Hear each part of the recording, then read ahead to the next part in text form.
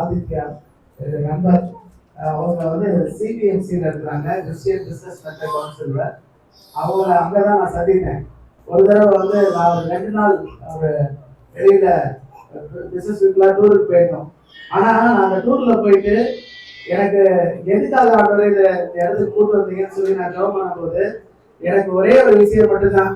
அங்கே வந்து சகோதரரை இந்த நண்பரை வந்து சந்திக்கிறதுக்காக தான் ஆண்டவர் கூட்டு போனார். அவரை எனக்கு கிடைச்சது ஒரு நல்ல அவர் நட்பு. அந்த இவரை சந்திச்சது மட்டும்தான் என் மனசுல வந்து மறக்காம இருந்துச்சு. அது வந்து இவரு நானும் இவர் ஒரு பிசினஸ் மேனா இருந்தாலும், ஆனா இவர் வந்து கர்த்தரை பத்தியே பேசினாரு. அவர் வந்து நீங்க நான் செய்யற ஊழியத்தை குறித்து ரொம்ப சந்தோஷமா அவர் வந்து கேட்டு அதை ஒரு சிலர்கிட்ட கேட்டிருக்கிறதெல்லாம் என்கிட்ட பகிர்ந்து கொண்டு, அப்ப அவர் வந்து எனக்கு வந்து ரொம்ப மன மகிழ்ச்சியோட அதை பகிர்ந்து கொண்டு அதை உற்சாகப்படுத்தினாரு. ஆக்சுவலா அவர் வந்து வேலை பிசினஸ் பண்ணிட்டு கடவுளுடைய ஊழியத்தையும் ரொம்ப சிறப்பாகவும் சிரத்தையோடையும் அதை தெய்வ பயத்தோடையும் அதை சிறப்பா செய்யறாங்க. அவர் இந்த நாள்ல வந்தது, நான் ஆக்சுவலா இவரை வந்து நான் சபையில கூப்பிடுன்னு சொல்லி கவர்மெண்டே இருந்தேன். ஆனா பிப்ரவரி மாசம் 1ஆம் தேதியே நான் வந்து மார்ச் மாசம் நான் பேசுறேன். ஆனா பிப்ரவரி மாசம் 1ஆம் தேதியே வந்து பாத்தீங்கன்னா ஆண்டவர் வந்து இவர்கிட்ட வந்து என்ன செய்ய, நாங்க போன வருஷம். ஆனா அவர் வந்து பிப்ரவரி மாசம் எனக்காக ஜெபம் பண்ணிக்கிறாரு. அப்ப வந்து நான் பாஸ்டரோட சபையில வந்து அவர் என்னை கூப்பிடுவாரு. அன்னைக்கு நான் கடவுளுடைய வார்த்தையை பகிர்ந்து கொள்வேன் அப்படின்னு சொல்லி நோட்டு போட்டு தெரிஞ்சிடும். அவருக்கு எப்பெல்லாம் ஆண்டவர் அவரோட மனசுல பேசுறாரோ அந்த காரியத்தை எழுதி வச்சிருக்கிறாரு. உடனே இமீடியட்டா அவங்க ஒய்ஃப்ட வந்து அந்த நோட்டை போட்டோ எடுத்து எனக்கு அனுப்பிச்சு நாங்க பேசிட்டு இருக்கும் போது. அதனால இன்னைக்கு காட்ஸ் அப்பாயின்மெண்ட் நிச்சயமாக தேவன் நம்ம ஒவ்வொருத்தரோடையும் பேசுவார். அதுல எனக்கு எந்த விதமான ஒரு சந்தேகமும் இல்லை. அதனால நம்ம உற்சாகத்தோட கேட்போம். இன்னைக்கு மதியம் நமக்கு வந்து ஆதாரம் ஆயுதம் பண்ணப்பட்டிருக்கிறதுனால நீங்க மதிய ஆதாரத்தை குறித்து யாரும் கவலைப்பட தேவையில்லை. அதே நேரத்தில் சின்ன பிள்ளைங்களையும் ரெடி பார்த்துக்குவாங்க. அதனால நம்ம சமாதானத்தோட சந்தோஷத்தோட விடுதலையோட நம்ம இந்த செய்தியை கேட்போம். தேவன் தாமே நம்மோடு கூட பேசுவாராங்க. அவர் வெல்கம் பண்ணுவோம். கருங்களை தட்டி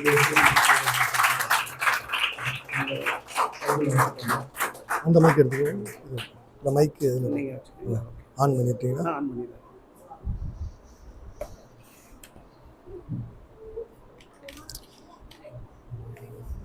கர்த்தருக்கு மகிமை உண்டாவதாக. ஹல்லேலூயா. எல்லாரும் சந்தோஷமா இருக்கீங்கன்னு நினைக்கிறேன். இன்னைக்கு நம்ம கர்த்தருக்குள்ள பார்க்க போற தலைப்பு பார்த்தீங்கன்னா, இது உடன்படிக்கையின் தேவன் என்ற தலைப்புல நம்ம இன்னைக்கு பார்க்க போறோம்.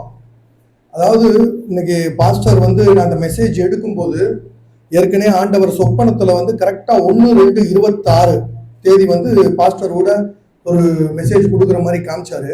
அதுக்கடுத்து 23/3/26 அன்றைக்கு பாஸ்டர் எங்களோட போன்ல பேசுறாரு. இன்னைக்கு 21/6/26 4 மாதம் 20 நாள்ல இந்த தரிசனம் நிறைவேறுது. நான் இப்போ ஒரு ஆரம்ப கட்ட ஊழியனா இருக்கிறதுனால அவர் கூப்பிட்டா வந்துடலாம். ஆனா கர்த்தர் ஏன் இதை தரிசனத்துல கொடுக்குறாருன்னா, இந்த மெசேஜ் வந்து இது ஒரு நல்ல மன்னாவாய் உங்களுக்கு இருக்க போகிறது. நீங்கள் எல்லாரும் இதை நோட் பண்ணிக்கிங்க. இன்னொன்று, இது வந்து ஒரு பைபிள் ஸ்டடி போல கேட்கிறதுக்கு முதலாவதாக சில பதில்களும் நீங்க கூறும் வண்ணமாய் கேட்டா நீங்க பதிலும் கூறணும். இன்னைக்கு நம்ம பார்க்க போற தலைப்பு உடன்படிக்கையின் தேவன் என்று பார்க்கிறோம். அதாவது ஆண்டவர் வந்து இந்த உடன்படிக்கையை வந்து 2 தரப்புல, உடன்படிக்கை என்றால் என்னன்னா 2 தரப்புகளுக்கு இடையே ஏற்படும் ஒரு உறுதியான ஒப்பந்தம், வாக்குறுதி அல்லது உடன்பாடுன்னு வச்சுக்கலாம். 2 தரப்பு, மனிதர்களுக்கு, கர்த்தருக்கும் மனிதர்களுக்கும் இடையில. அது மனிதர்கள் நம்ம சொல்லாம நீதிமான்கள் என்று சொல்லலாம். அதாவது உடன்படிக்கை யார் யாருக்குன்னா, பைபிள்ல தேவன் நீதிமான்களோடு செய்யப்படுகிற ஒரு புனிதமான வாக்குறுதி. உடன்படிக்கை என்றால் என்ன? மனிதர்கள், தேவன் நீதிமான்களோடு ஏற்படுத்துகிற ஒரு புனிதமான வாக்குறுதின்னு வச்சுக்கலாம். இது சாதாரண ஒப்பந்தம் மட்டும் அல்ல, தேவன் தம்முடைய வார்த்தையால கொடுக்கிற ஒரு ஒப்பந்தம். வார்த்தையால. இன்றைக்கு எபிரேயர் 11:3 சொல்லுது, விசுவாசத்தினாலே நம் உலகங்கள் தேவனுடைய வார்த்தையினாலே உண்டாக்கப்பட்டதென்றும் இவ்விதமாய் காணப்படுகிறவைகள் தோன்றப்படுகிறவைகளால் உண்டாகவில்லை என்று அறிந்திருக்கிறோம். உலகம் வந்து தேவனுடைய வார்த்தையால உண்டாச்சுன்னு எத்தனை பேர் விசுவாசிக்கிறீங்க? எல்லாரும் தேவனுடைய உலகம் வந்து தேவனுடைய வார்த்தையால உண்டாச்சுன்னு விசுவாசிக்கிறோம். அப்ப அந்த வார்த்தை எவ்வளவு பெரிய கனம் பொருந்தியது. இன்றைக்கு உலகத்துல நம்ம ஒரு இடத்த பத்திரம் முடிக்கிறோம்னா, ஒரு தான செட்டில்மெண்ட் முடிக்கிறோம், இல்ல பத்திரம் முடிக்கிறோம்னா முறைப்படி அதை முடியாக்கி அதை கேன்சல் பண்ண முடியும். ஆனா தேவன் கொடுக்கிற வார்த்தை அது கேன்சலே பண்ண முடியாது. எத்தனை பேர் விசுவாசிங்க? கர்த்தர் உங்களோட ஒரு வார்த்தை மூலியமாய் பேசிவிட்டால் அது 100% அப்படியே நடக்கும். நீங்கள் அதை கேன்சல் மனிதர்களாலோ யாராலையும் பண்ண முடியாது. அதுதான் இந்த உடன்படிக்கை, நீதிமான்களோடு தேவன் பண்ணுகிற ஒரு உடன்படிக்கை. நம்ம பழைய ஏற்பாட்டு காலத்துல பார்த்தோம்னா தேவன் முதலாவது இந்த உடன்படிக்கை எப்படி தொடங்குச்சுன்னு நம்ம பார்க்கிறோம். இந்த உடன்படிக்கை எப்படி தொடங்கி எப்படி புது உடன்படிக்கையா மாறியது என்று பார்க்க போகிறோம். பழைய ஏற்பாட்டு காலத்துல தேவன் முதலாவதாக யாரோட ஒரு உடன்படிக்கை பண்றாருன்னா நோவாவோட ஒரு உடன்படிக்கை பண்ணுகிறார். நோவாவோடு உடன்படிக்கை பண்ணுகிறார். என்ன பண்றாருன்னா, இனி ஜலப்பிரயத்தால் உலகத்தை நான் அழிக்க மாட்டேன் என்று ஒரு உடன்படிக்கை பண்றாரு. எல்லாருக்கும் தெரியல, நோவாவோடு ஒரு உடன்படிக்கை தேவன் பண்ணார்ல, இனி ஜலப்பிரயத்தால் நான் உலகத்தை அழிக்க மாட்டேன். அதுக்கு ஒரு அடையாளமாக வானவில்ல கொடுக்கிறார். நோவாவோடு என்ன உடன்படிக்கை பண்றாரு? இனி ஜலப்பிரயத்தால் உலகத்தை அழிக்க மாட்டேன்னு சொல்லி அடையாளமாக வானவில்ல கொடுக்கிறார். அதுக்கடுத்து ஆபிரகாமோடு ஒரு உடன்படிக்கை பண்றார். ஆபிரகாமோடு ஒரு உடன்படிக்கை என்ன பண்றாருன்னா, ஆபிரகாமுக்கு சந்ததியை கொடுப்பேன், சந்ததி இல்லாத ஆபிரகாமுக்கு சந்ததியை கொடுப்பேன், கானான் தேசத்தை சுதந்திரமா கொடுப்பேன், ஆசீர்வதிப்பேன், ஆசீர்வாதத்தை கொடுப்பேன்னு ஆபிரகாமுக்கு சொல்றாரு. சொல்லிட்டு அதுக்கு அடையாளமாக விருத்த சேதனத்தை கொண்டு வருகிறார். எத்தனை பேர் இது தெரியும்? விருத்த சேதனத்தை அடையாளமாக கொண்டு வந்தது. அடுத்து மோசையின் மூலமா ஒரு உடன்படிக்கையை ஆண்டவர் கொண்டு வராரு.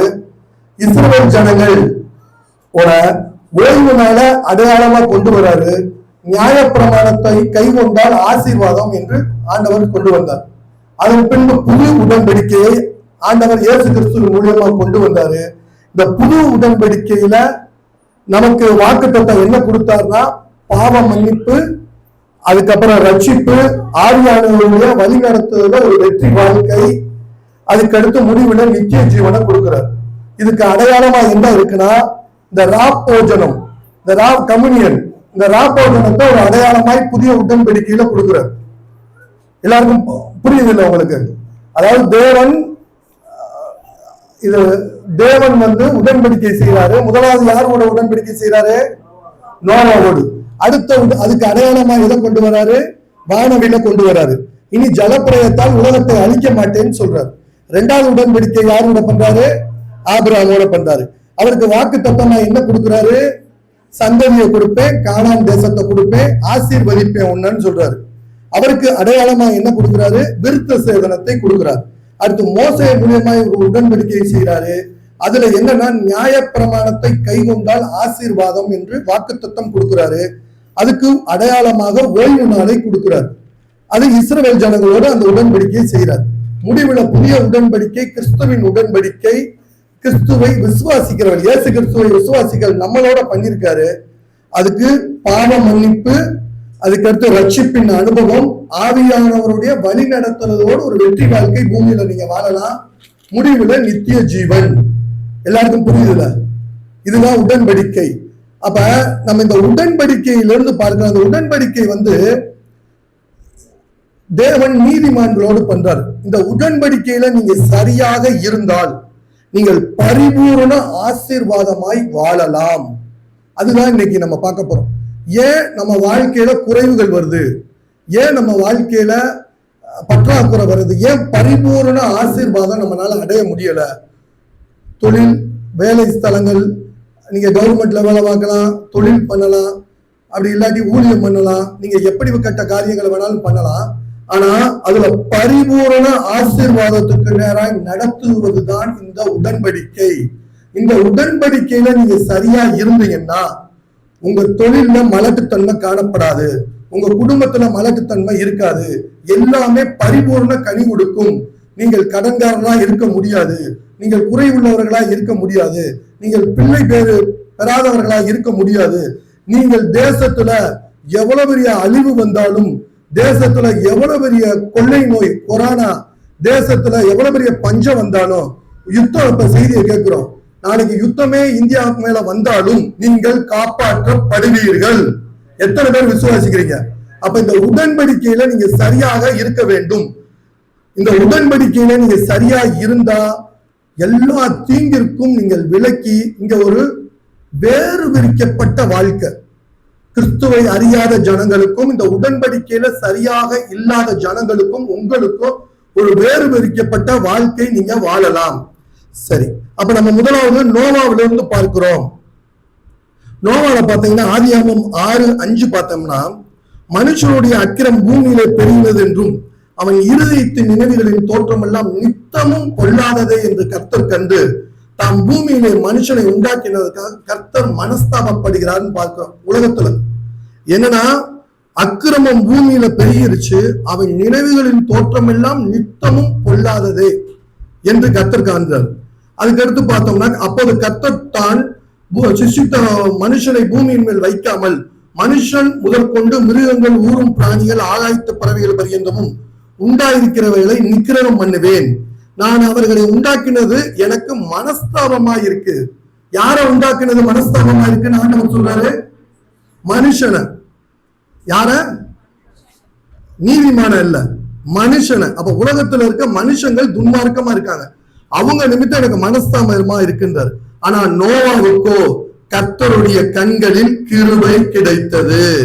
நோவாவின் வம்ச வரலாறு, நோவா தன் காலத்தில் இருந்தவர்களுக்குள்ளே நீதிமானும் உத்தமனுமாய் இருந்தான், அவன் தேவனோடு சஞ்சரித்துக் கொண்டிருந்தான் பார்க்கிறோம். அப்ப உலகத்துல இருக்க ஜனங்கள் நிமித்தம் தேசத்தை தேவன் அழிக்க நினைக்கிறாரு. ஆனா அதுல ஒரு நீதிமான் நிமித்தம் அந்த உலக சந்ததி காக்கப்படுகிறத நம்ம பார்க்கிறோம்.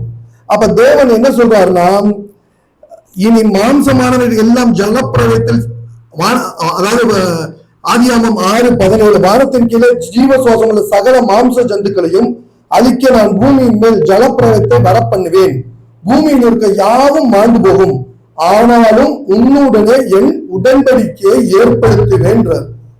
யாரோட? நோவாவோட ஒரு உடன்படிக்கை. நோவா யாரு? நீதிமானா இருக்கிறார். அப்ப அதுக்கு அடுத்து சொல்றாரு ஆண்டவர் அதாவது இந்த உடன்படிக்கையில நம்ம என்ன பார்க்கிறோம்னா, நோவாவினோட உடன்படிக்கையில உலகம் முழுவதும் ஆபத்து, உலகம் முழுவதும் ஜலப்பிரயோகம் அழிக்குது. ஆனா காக்கப்பட்டது யாரு? நோவா. எதன் நிமித்தம்? நீதிமானா இருந்தார். அந்த நீதிமானா இருந்தது நிமித்தம் தேவன் நோவாவோடு உடன்படிக்கை செய்கிறார். இங்க பாருங்க, அதாவது வானத்தின் கீழே ஜீவ சுவாசம் உள்ள சகல மாம்ச ஜந்துக்களையும் நான் அழிக்க நான் பூமியின் மேல் ஜலப்பிரயத்தை வர பண்ணுவேன், பூமியில் உள்ள யாவும் மாண்டு போகும், ஆனாலும் உன்னுடனே நான் உடன்படிக்கை ஏற்படுத்துகிறேன். அப்ப அந்த உடன்படிக்கை நிமித்தம் நோவாவும் நோவா குடும்பமும் காக்கப்படுது. அப்ப இன்றைக்கு உலகத்துல அநேக கொள்ளை நோய் ஜனங்களுக்கு வரலாம். ஏன் வருது? இப்ப நோவா காலத்துல ஏன் ஜலப்பிரயம் வந்துச்சு? அவர்கள் பாவம் செய்தார்கள், துன்மார்க்கமா வாழ்ந்தது நிமித்தம் தான் வந்துச்சு. அப்ப இன்றைக்கு தேசமே பாவம் செய்யும் போதும் துன்மார்க்கமா வாழும் போதும் அவர்களுக்கு ஆக்கினை தீர்ப்பு வர வேண்டுமா வேண்டாமா? வேண்டும். அப்ப அவர்களுக்கு ஆக்கினை தீர்ப்பு வரும்போது அதனோடு நம்மளையும் ஆண்டவர் வாரி கொண்டுருவாரா? கிடையாது. அப்ப நம்ம அதுல இருந்து தப்பிக்கணும். எப்படி தப்பிக்க முடியும்? நோவாவை போல உடன்படிக்கையில நம்ம சரியாக இருக்க வேண்டும். புதிய உடன்படிக்கையில, அப்ப பழைய உடன்படிக்கையில உலகம் முழுவதும் ஜலப்பிரயம் வந்துச்சு, நோவா ஒருவர் நீதிமானாக இருந்தாரு, அதன் நிமித்தம் நோவாவும் நோவா குடும்பமும் காக்கப்பட்டுச்சு. நீங்க இந்த புதிய உடன்படிக்கையில கிறிஸ்துவுக்குள்ள சரியாக பரிசுத்தமாக நீங்க வாழ்ந்தீங்கன்னா உலகத்துல கொரோனா வரும், கொள்ளை நோய் வரும், யுத்தம் வரும், எல்லாமே வரும், எல்லா வித வாதைகளும் வரும், ஆனால் நீங்களும் உங்கள் குடும்பங்களும் காப்பாற்றப்படுவீர்கள். எத்தனை பேர் விசுவாசிக்கிறீங்க? அப்ப நோவாவோடு இருக்க உடன்படிக்கையில நம்ம என்ன கத்துக்கிறோம்? உலகத்துல ஆக்கினை வந்தாலும், உலகத்துல தேவன் பாவத்து நிமித்தம் உலகத்தை அழிக்க நேர்ந்தாலும் அந்த உடன்படிக்கை நிமித்தம் நோவாவும் நோவா குடும்பமும் காக்கப்பட்டது போல நீங்களும் உங்கள் குடும்பமும் காக்கப்படும். 100% விசுவாசிக்கிறீங்களா?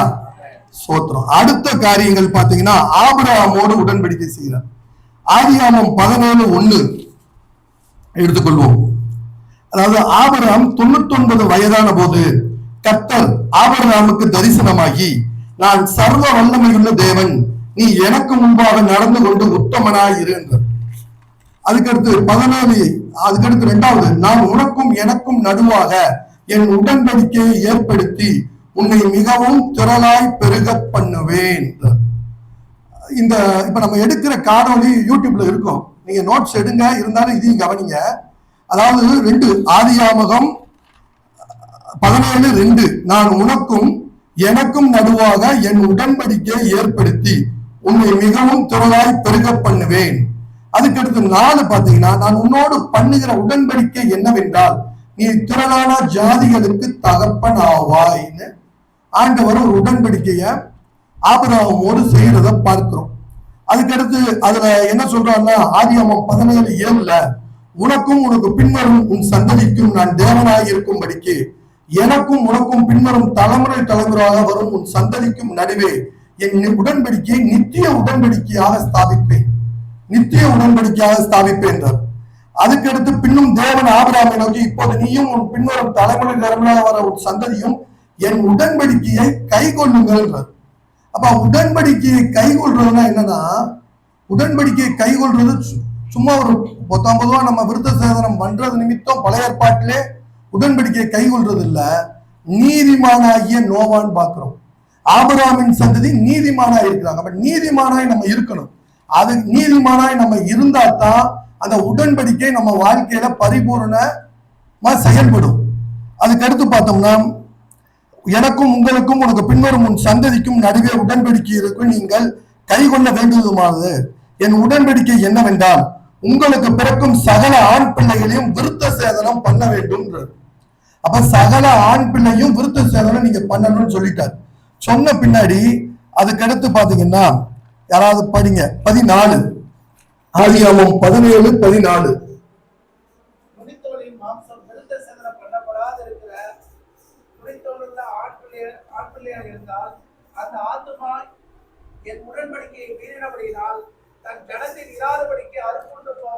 நுனித்தோலின் மாம்சம் விருத்த சேதனம் பண்ணாது இருக்கிற நுனித்தோல் உள்ள ஆண் பிள்ளையா இருந்தால் அந்த ஆத்துமா என் உடன்படிக்கையை மீறினபடியால் தன் ஜனத்தில் இராதபடிக்கு அறுப்புண்டு போவான்.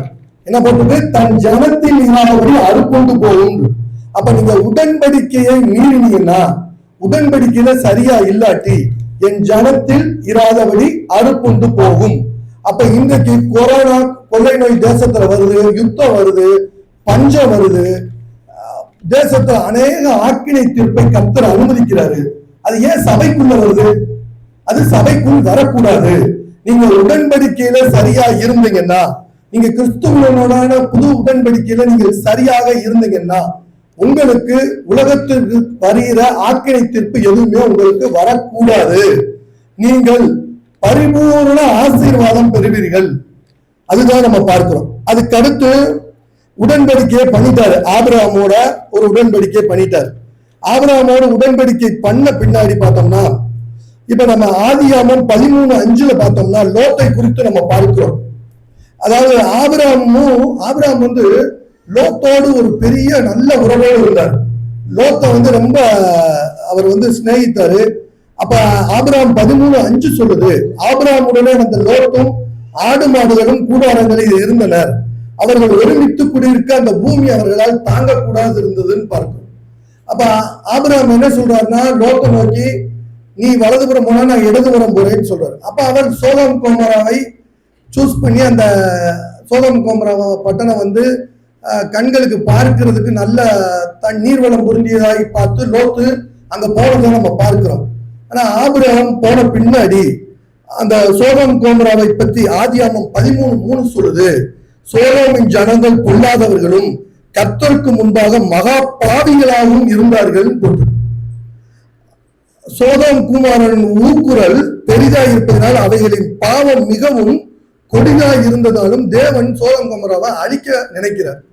அப்ப சோதம் கோமராவை தேவன் அழிக்க நினைக்கிறப்ப 2 பேதுரு 7:8 சொல்லுது, அக்கிரமக்காரருக்குள் வாசமாய் இருக்கையில் அவர்களுடைய காம விகார நடக்கையால் வருத்தப்பட்டு நாள்தோறும் அவர்களுடைய அக்கிரமங்களை கிரியைகளை கண்டு கேட்டு நீதியுள்ள தன்னுடைய இருதயத்தில் பாதிக்கப்பட்ட நீதிமானாகிய லோத்து அவர் ரட்சித்திருக்க. பைபிள் நீதிமான் என்று லோத்தை குறித்து சொல்கிறது. ஆனா அவர் வாழ்ந்த பகுதி எது? சோதோம் கோமரா. ஒரு துன்மார்க்க ஊழல அவர் வாழ்றாரு. அப்படி இருக்கும்போது அந்த இடத்துல சோதோம் கோமோரா பட்டணத்தை தேவன் அழிக்க நினைக்கும் போது ஆதியாகமம் 19:29 சொல்லுது. ஆதியாகமம் 19:29 தேவன் அந்த சமபூமியின் பட்டணங்களை அழிக்கும் போது தேவன் ஆபிரகாமை நினைத்து லோத்து குடியிருந்த பட்டணங்களை தாம் கவிழ்த்து போடுகையில் லோத்தை அந்த அழிவின் நடுவில் இருந்து தப்புவிக்கும்படி அனுப்பிவிட்டார் என்று பார்க்கிறோம். அப்ப ஆதியாகமம் 19:29 என்ன சொல்லுதுன்னா, சோதோம் கோமோராவை தேவன் அழிக்கிறார். ஆனா அந்த பட்டணத்துல நடுவுல ஆபிரகாமை தேவன் நினைத்து லோத்தை காப்பாற்றினார் என்று போட்டிருக்கு. ஆபிரகாமை நினைத்தார் என்றால் ஆபிரகாமை பற்றி என்ன நினைப்பாரு ஆண்டவர்? ஆபிரகாமை பற்றி என்ன நினைப்பாரு? ஆபிரகாம் ஒரு நீதிமான், அதனால லோத்தை காப்பாற்றுவோம்னு நினைக்கிறாரா? அப்ப எது நிமித்தம் லோத்தை தேவன் காப்பாற்றுறாரு? ஆபிரகாம் உடனான ஆண்டவர் செய்த உடன்படிக்கை நிமித்தம் தான் லோத்தை காப்பாற்றுறாரு. அதாவது ஆபிரகாம் முன்னாடியே உடன்படிக்கை விருத்த சேதனம் பண்றதுக்கு முன்பே லோத்து சோதோம் கோமோராவுக்கு போயிருந்தாலும் வேதம் சொல்கிறது, நான் அவர்களை, அதாவது ஆபிரகாம் தன்னுடைய எல்லா பிள்ளைகளுக்கும் விருத்த சேதனம் பண்ணார் என்று பார்க்கிறோம். ஆபிரகாம் ஒரே நாளில் ஆபிரகாம் அவன் குமாரன் இஸ்மவேல் விருத்த சேதனம் பண்ணப்பட்டார்கள். வீட்டிலே பிறந்தவர்களும் அந்நியரிடத்தில் பணத்திற்கு கொல்லப்பட்டவருமாகிய அவன் வீட்டு மனுஷர்கள் எல்லோரும் அவனோடு விருத்த சேதனம் பண்ணப்பட்டார்கள். ஒரே நாள்ல எல்லாரும் பண்ணியிருக்காங்க. அப்ப ஆபிரகாமோட வெளியில பணத்திற்கு கொல்லப்பட்டவர்களே விருத்த சேதனம் பண்ணிருக்கும் போது லோத்தை எப்படி விருத்த சேதனம் பண்ணாம ஆபிரகாம் விட்டுருப்பாரு? ஏன்னா சோதோம் கோமோரா பட்டணத்தை ஸ்னேர் ராஜாக்கள் அதை கொள்ளையடித்து போன பின்பு அப்ப போய் ஆபிரகாம் காப்பாற்றி கொண்டு வர்றாரு லோத்தை. அப்ப கண்டிப்பாய் ஆபிரகாம் நிமித்தம் லோத்து விருத்த சேதனம் பண்ணியிருப்பார். அவர் விருத்த சேதனம் பண்ணாதான் நீதிமானாவே உள்ள வர முடியும், உடன்படிக்கையில உள்ள வர முடியும். அந்த உடன்படிக்கை நிமித்தம் தான் தேவன் லோத்தை காப்பாற்றுகிறார். அப்ப சோதோம் கோமோரால கந்தகத்தினாலும் அக்னியினாலும் தேவன் அழிக்கிறார். இன்னைக்கு நம்ம தேசத்துல யுத்தங்களையும் கடைசி காலம் யுத்தங்களின் செய்திகளையும் நீங்க கேட்கிறீங்க. நாளைக்கு கந்தகத்தினாலும் அக்னியினாலும் நம்ம தேசமே அழிந்தாலும் நீங்கள் காப்பாற்றப்படுவீர்கள், உங்கள் குடும்பம் காப்பாற்றப்படணும். அப்ப நீங்க உடன்படிக்கையில சரியா இருந்தீங்கன்னா லோத்தை போல நீங்கள் காப்பாற்றப்படுவீர்கள். எத்தனை பேர் விசுவாசிக்கிறீங்க?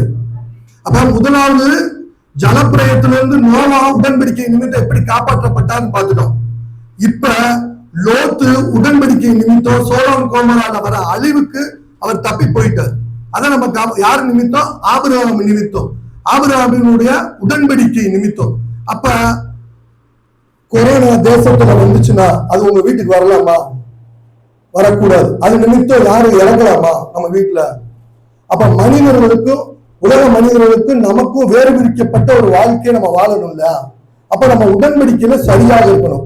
இது ஒரு ஒரு காம்ப்ளிகேட்டான சப்ஜெக்டா இருக்கலாம். ஆனா தெளிவா இதை நீங்க பார்த்து வந்தீங்கன்னா பழைய ஏற்பாட்டு காலத்துல இருந்து தேவன் உலகத்திற்கு ஆக்கினை உடன்படிக்கை யாரோடு செய்தாரோ, எந்த நீதிமானோடு செய்தாரோ அவர்கள் குடும்பம் ஆசீர்வாதமா வாழ்றதை நம்ம பார்க்கிறோம். அதுக்கடுத்து பாத்தீங்கன்னா ஆபிரகாமுக்கு அடுத்து லோத்தை ஆபிரகாமுடைய இதுல இருந்து காப்பாற்றுறார். அதுக்கடுத்து ஆதியாகமம் 26:1 ஆபிரகாமின் நாட்களில் உண்டான பஞ்சத்தை அல்லாமல் பின்னும் ஒரு பஞ்சம் தேசத்தில் உண்டாயிற்று. அப்போது ஈசாக்கு பெலிஸ்தருக்கு ராஜாவாகிய அபிமெலேக்கிடத்தில் கேராருக்கு போனான்னு பார்க்கிறோம். கர்த்தர் அவனுக்கு தரிசனமாகி, நீ எகிப்துக்கு போகாமல் நான் உனக்கு சொல்லும் தேசத்திலே குடியிரு, இந்த தேசத்திலே வாசம் பண்ணு, நான் உன்னோடு இருந்து உன்னை ஆசீர்வதிப்பேன், நான் உனக்கும் உன் சந்ததிக்கும் இந்த தேசங்கள் யாவையும் தந்து உன் தகப்பனாகிய ஆபிரகாமுக்கு நான் இட்ட ஆணையை நிறைவேற்றுவேன். ஈசாக்கு பஞ்சகாலம், தேசமே பஞ்சம். நல்லா கேட்டுங்க, நாளைக்கு நம்ம தமிழ்நாடு கூட பஞ்சம் வருதுன்னு பாருங்க. ஈசாக்கு தேசத்திலே பஞ்சம், முழு பஞ்சம், சாப்பாட்டுக்கு அந்த இடத்துல எங்கேயுமே வழியே கிடையாது. அப்படி இருக்க சூழ்நிலையில தேவன் கேராருக்கு நீ போ, அதாவது நீ எகிப்துக்கு போகாம கேராரு குடியிரு ஈசாக்கு சொல்றாரு. ஏன் சொல்றாருன்னா ஆதியாகமம் 26:3 சொல்லுது, நான் ஆபிரகாமுக்கு இட்ட ஆணையை நிறைவேற்றுவேன். என்ன ஆபிரகாமுக்கு ஆணையிட்டாரு? உடன்படிக்கை, உன் சந்ததி சந்ததி, உனக்கும் உனக்கு பின்வரும் உன் சந்ததிக்கும் நான் தேவனாக இருக்கும்படி எனக்கும் உனக்கும் உன் பின்வரும் தலைமுறை தலைமுறை வரும் உன் சந்ததி நடுவே என்னுடைய உடன்படிக்கையை நித்திய உடன்படிக்கையாய் ஸ்தாபிப்பேன். அப்ப நீ உடன்படிக்கையில சரியா இருந்தா தேசத்துல பஞ்சம் வந்தாலும் உங்க வீட்டுல பஞ்சம் வராது. எத்தனை பேர் விசுவாசிக்கிறீங்க? அப்ப உங்க வீட்டுல உலகம் முழுவதும் பஞ்சம் வந்தாலும் உங்க வீட்டுல ஒரு குறைவு இருக்காது. அந்த இதுல பார்க்கிறோம் 26 ஆதியாகமம் 26:13, அவன் ஐஸ்வர்யனாக ஆகி வர வர விருத்தி அடைந்தான். 100 மடங்கு ஆசீர்வாதத்தை ஈசாக்கு பெறுகிறத நம்ம பார்க்கிறோம். அப்ப பஞ்ச காலத்துல 100 மடங்கு ஆசீர்வாதம் உங்களுக்கு வேண்டுமா? சொல்லுங்க. பஞ்ச காலத்துல 100 மடங்கு ஆசீர்வாதம் வேணுமா? எத்தனை பேர் வேணும்? உங்களுக்கு வேணும்னா உடன்படிக்கையில நீங்க சரியா இருக்கணும். ரைட். அதுக்கடுத்து ஈசாக்கு நாள்ல அஞ்ச பஞ்சம் போலவே யாக்கோபு ஒரு பஞ்சம் வருது. அப்ப யோசேப்பு சொல்றாரு ஆதியாகமம் 45:7, பூமியிலே உங்க வம்சம் ஒழியாமல் இருக்க உங்களை ஆதரிக்கிறதுக்காகவும் பெரிய ரட்சிப்பினால் உங்களை உயிரோடு காப்பதற்காகவும் தேவன் என்னை உங்களுக்கு முன்னே அனுப்பினார். அப்ப அந்த உடன்படிக்கையின் நிமித்தம் திரும்பி யாக்கோபின் வாழ்க்கையில ஒரு பஞ்சம். அந்த பஞ்சத்திலே யோசேப்பை வைத்து தேவன் ஆபிரகாமின் வம்சத்தை காப்பாற்றுவார். அப்ப இன்றைக்கு நீங்கள் பூமியில உயிரோடு இருந்தாலும் நீங்கள் நாளைக்கு மறுத்து போனாலும் நீங்க உடன்படிக்கையில சரியா, புதிய உடன்படிக்கையில நீங்க சரியாக இருந்தால் உங்க குடும்பம் காக்கப்படுவது மாத்திரம் இல்ல, நீங்க உங்க பிள்ளைகளை நீதிமானாக வளர்ப்பீங்க. முடிவுல நீங்க இல்லாத காலத்திலும் உங்கள் குடும்பம் காக்கப்படும். எத்தனை பேர் விசுவாசிக்கிறீங்க? அப்ப நம்ம இருக்கிறப்ப இல்லைங்க. இன்னைக்கு தேசத்துல அநேக சினிமா நடிகர்களை பார்க்கிறோம், பெரிய தொழிலதிபரை பார்க்கிறோம், அரசியல்வாதிகளை பார்க்கிறோம். ஒரு தலைமுறை பெருசா இருக்காங்க, அடுத்த தலைமுறையில அவங்க இல்லாமே போயிடுறாங்க தேசத்துல. முதல் தலைமுறையில பெரிய கோடீஸ்வரர்களா இருக்கிறாங்க. அடுத்த தலைமுறை வந்து பாத்தீங்கன்னா அவங்க இருந்த அடிச்சு விட இல்லை. ஆனா நம் தேவன் அப்படி கிடையாது. நித்திய உடன்படிக்கை, உன்னோடும் உன் சந்ததியோடும் நித்திய உடன்படிக்கை. நீங்க இருந்து நீங்க இல்லாம போனாலும் உங்கள் பிள்ளைகளும் உங்கள் குடும்பங்களும் இங்கு 100 மடங்கு ஆசீர்வதிக்கப்பட்டு பரிசுத்தவான்களாக இருப்பார்கள். இந்த உடன்படிக்கையை சரியாக நீங்க செய்யும் போது. அடுத்து பார்த்தோம்னா மோசேயுடைய உடன்படிக்கையை பார்க்கிறோம். மோசேயுடைய உடன்படிக்கைக்கு அடையாளமாக எதை கொடுத்தாரு ஆண்டவர்? ஓய்வு நாளை கொடுத்தாரு. அத பலியின் ரத்தத்தினால அந்த உடன்படிக்கைய பண்ணாரு. அப்ப ஆதியாகமம் 2:13, யாத்ராகமம் 2:13 சொல்லுது, எகிப்தியர் இஸ்ரவேல் புத்திரரை கொடுமையாய் வேலை வாங்கினார்கள். எகிப்தியர் இஸ்ரவேல் ஜனங்களை கொடுமையாய் வேலை வாங்கினார்கள், அவர்கள் ஜீவனையும் கசப்பாக்கினார்கள் என்று நம்ம பார்க்கிறோம். அப்ப அப்படி இருக்கும்போது யாத்ராகமம் 2:24 சொல்லுது, அவர்கள் பெருமூச்சை கேட்டு தான் ஆபிரகாமோடும் ஈசாக்கோடும் யாக்கோபோடும் செய்த உடன்படிக்கையை தேவன் நினைவு கூர்ந்தார். எதை நினைவு கூர்ந்தாருங்க? அப்ப அவங்க என்ன நிலைமையில இருக்காங்க? அடிமைத்தனத்துல இருக்காங்க. அப்ப அடிமைத்தனத்துல இருக்கிறவங்களா அவங்களுடைய பெருமூச்சை கேட்டு தேவன் அவங்க உடன்படிக்கையை நினைவு கூறுறாரு ஆபிரகாம். அப்ப அவங்க அதுக்கு தகுதி இல்லாம இருக்காங்க. அவங்க ஜெபம் பண்ணாங்களா? அவங்க ஆண்டவரை நோக்கி கூப்பிட்டாங்களா? அவங்க பெருமூச்சு இழைக்கிறாங்க. ஆனா அந்த இடத்துல அவங்க ஒரு பெரிய பரிசுத்தவான்களா காணல. ஆனால் தேவன் உடன்படிக்கை நிமித்தம் அவர்களை அங்கிருந்து அவர்கள் பெருமூச்சை கேட்டு அடிமைத்தனமா இந்த இஸ்ரவேல் ஜனங்கள், எகிப்துல இருக்க ஜனங்களை கொண்டு வராரு. அதுக்கப்புறம் பார்த்தோம்னா இந்த உடன்படிக்கைய செய்யறதுக்கு மோசே தேவன் யாத்ராகமம் 4:19 சொல்லுது, பின்னும் கர்த்தர் மீதியானிலே மோசேயை நோக்கி, நீ எகிப்துக்கு திரும்பி போ, உன் பிராணனை வாங்கின தேடின மனுஷர் எல்லோரும் இறந்து போனார்கள் சொல்றாரு. மோசே என்ன சொல்றாருன்னா, உன் பிராணனை வாங்கினவங்க எல்லாரும் இறந்து போயிட்டாங்க, நீ இஸ்ரவேல் ஜனங்களை எகிப்துல இருந்து அழைத்து கொண்டு வான்னு கூப்பிடுறது. அப்ப கூப்பிடும் போது யாத்ராகமம் 4:24 படிங்களேன்.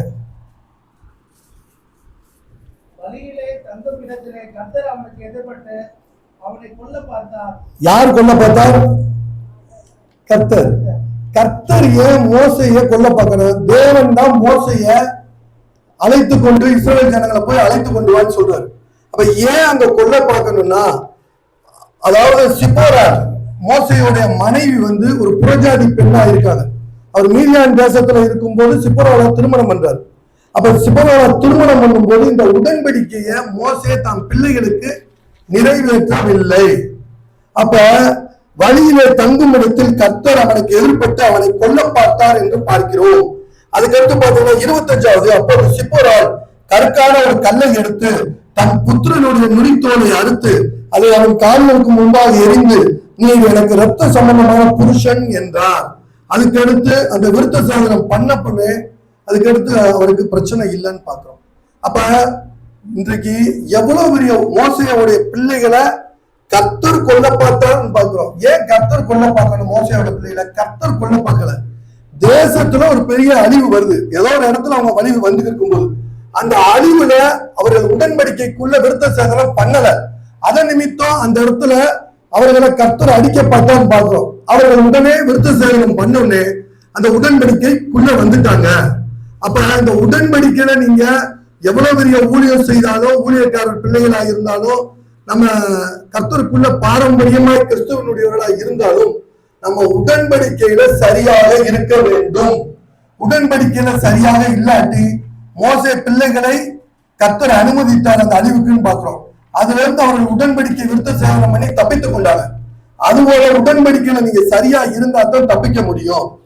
அதுக்கடுத்து இந்த மோசையில உடன்படிக்கையில நம்ம வேற என்ன பார்க்கலாம்னா, அப்போது மோசே ரத்தத்தை எடுத்து ஜனங்கள் மேல் தெளித்து, இந்த வார்த்தை யாவையும் கர்த்தர் உங்களோடு பண்ணின உடன்படிக்கையின் ரத்தம் இதுவேன்னு சொல்றார். அப்ப கிறிஸ்துவின் ரத்தத்திற்கு முன்மாதிரியாக ஆட்டுக்குட்டியோட ரத்தத்தை அவங்க போடுறாங்க. அதே போல யாத்ராமம் 31:13 சொல்லுது, நீ இஸ்ரவேல் புத்திரர் யாத்ராமம் 12:13, நீங்கள் இருக்கும் வீடுகளிலும் அந்த ரத்தம் உங்களுக்காக அடையாளமாய் இருக்கும். அந்த ரத்தத்தை நான் கண்டு உங்களை கடந்து போவேன். நான் எகிப்து தேசத்தை அழிக்கும் போது வாதை உங்களுக்குள்ளே வராது இருக்கும். அப்ப பஸ்கா ஆட்டுக்குட்டியோடைய ரத்தத்தை நிலக்கால்களை நீங்க தடவனீங்கன்னா எகிப்தியருக்கு வர அந்த ஆபத்து உங்களுக்கு வராதுன்றது. அதே போல இன்றைக்கு இயேசு கிறிஸ்துவின் ரத்தத்தை நீங்க சரியா புதிய உடன்படிக்கையின் ரத்தத்தை நீங்கள் சரியாக எடுத்து சரியாக இருக்கும் போது எகிப்தியருக்கு வந்த வாதை உங்களுக்கு வராதது போல தேசத்துல வர வாதைகள் உங்களுக்கு வராது. இதை எத்தனை பேர் விசுவாசிக்கிறீங்க? ஆமென். அப்ப நம்ம 3 காரியங்கள் பார்த்திருக்கோம். அப்ப என்ன பார்க்கிறோம்னா, 4 உடன்படிக்கையை பார்த்தோம். இந்த 4 உடன்படிக்கையில பழைய ஏற்பாட்டு உடன்படிக்கையாக 3 உடன்படிக்கையை நம்ம பார்த்திருக்கோம். முதலாவது நோவாவோடு ஒரு உடன்படிக்கை செய்யறாரு. அடுத்து ஆபிரகாமோடு ஒரு உடன்படிக்கை செய்யறாரு. அதுக்கடுத்து யார் கூட செய்யறாரு? மோசேயோடு உடன்படிக்கை. முதலாவது உடன்படிக்கை நோவாவோடு செய்யும் போது உலகத்துல என்ன ஆக்கினை வந்தது? ஜலப்பிரயாணம். அந்த ஜலப்பிரயாணம் எதுக்கு வந்தது? பாவத்து நிமித்தம் வந்தது. அப்ப இன்றைக்கு உலகத்துல பாவத்து நிமித்தம் ஒரு கொள்ளை நோயோ பஞ்சமோ பட்டயமோ எது வந்தாலும் நீங்கள் நோவா குடும்பத்தை போல தப்பித்துக் கொள்வீர்கள். விசுவாசிக்கிறீங்களா? அதே போல அடுத்து ஆபிரகாம் உடன்படிக்கைக்கு வரும். ஆபிரகாம் உடன்படிக்கையில அடையாளமா எதை கொண்டு வராரு? விருத்த சேதனத்தை கொண்டு வராரு. ஆபிரகாம் உடன்படிக்கையில என்னென்ன சொல்றாரு? சந்ததியை கொடுப்பேன்னு சொன்னார், ஆசீர்வதிக்கப்படுவேன்னு சொல்லியிருக்காரு. அதுக்கடுத்து கானான் தேசத்தை கொடுப்பேன்னு இருக்காரு. அப்ப இன்றைக்கு நம்ம கிறிஸ்துவத்துல இருந்து கொண்டு சந்ததி இல்லாம இருக்க கூடாது. ஆபிரகாம் உடன்படிக்கை நிமித்தம் நம்ம பார்த்தோம்னா நமக்கு சந்ததிகள் உருவாக வேண்டும். அப்ப சந்ததி இல்லாம இருக்கு. அப்ப நம்ம கானான் தேசம் நமக்குன்னு ஒரு வீடு வாசல் இல்லாம இருக்கு. நம்ம ஆசீர்வதிக்கப்படாம இருக்குன்னா சபைக்கு வரோம், திருவிருந்து எடுக்கிறோம், எல்லாமே பண்றோம். ஆனா ஆபிரகாம் போல ஆசீர்வதிக்கப்படலை, நோவாவை போல தேசத்துல வர அழிவுக்கு நம்ம தப்பித்துக் கொள்ளலைன்னா நம்மை சுய பரிசோதனை செய்ய வேண்டும்.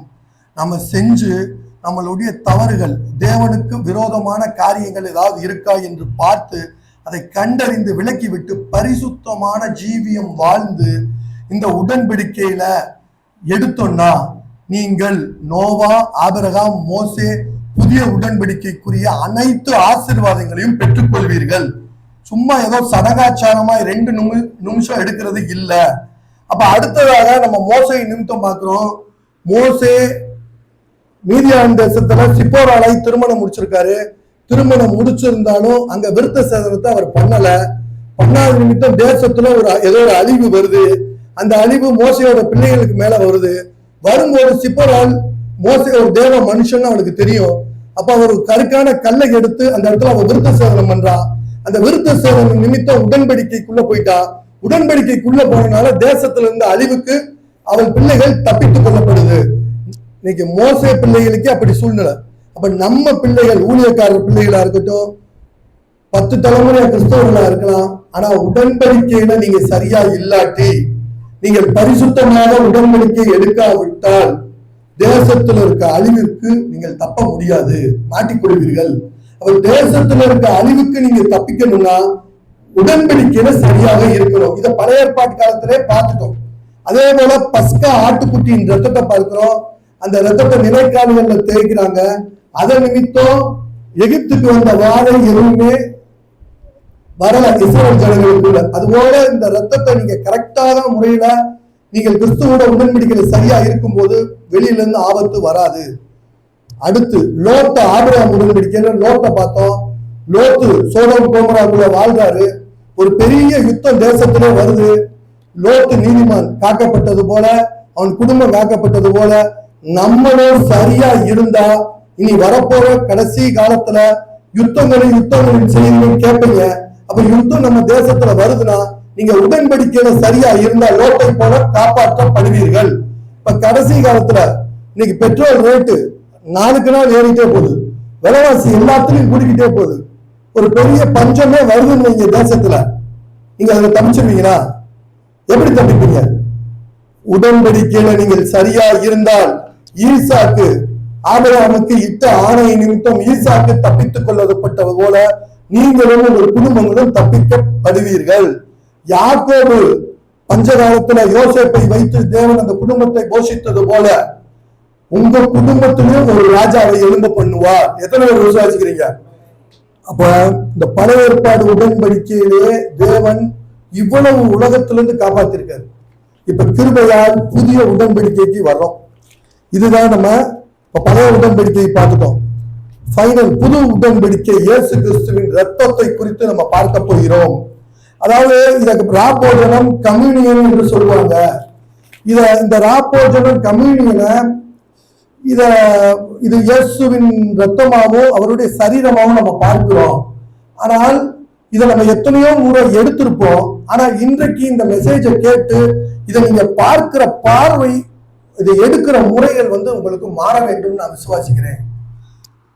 ஏன்னா எரேமியா 31:31 சொல்லுது, இதோ நாட்கள் வரும் என்று கர்த்தர் சொல்கிறார், அப்போது இஸ்ரவேல் குடும்பத்தோடும் யூதா குடும்பத்தோடும் என் புது உடன்படிக்கையை பண்ணுவேன்.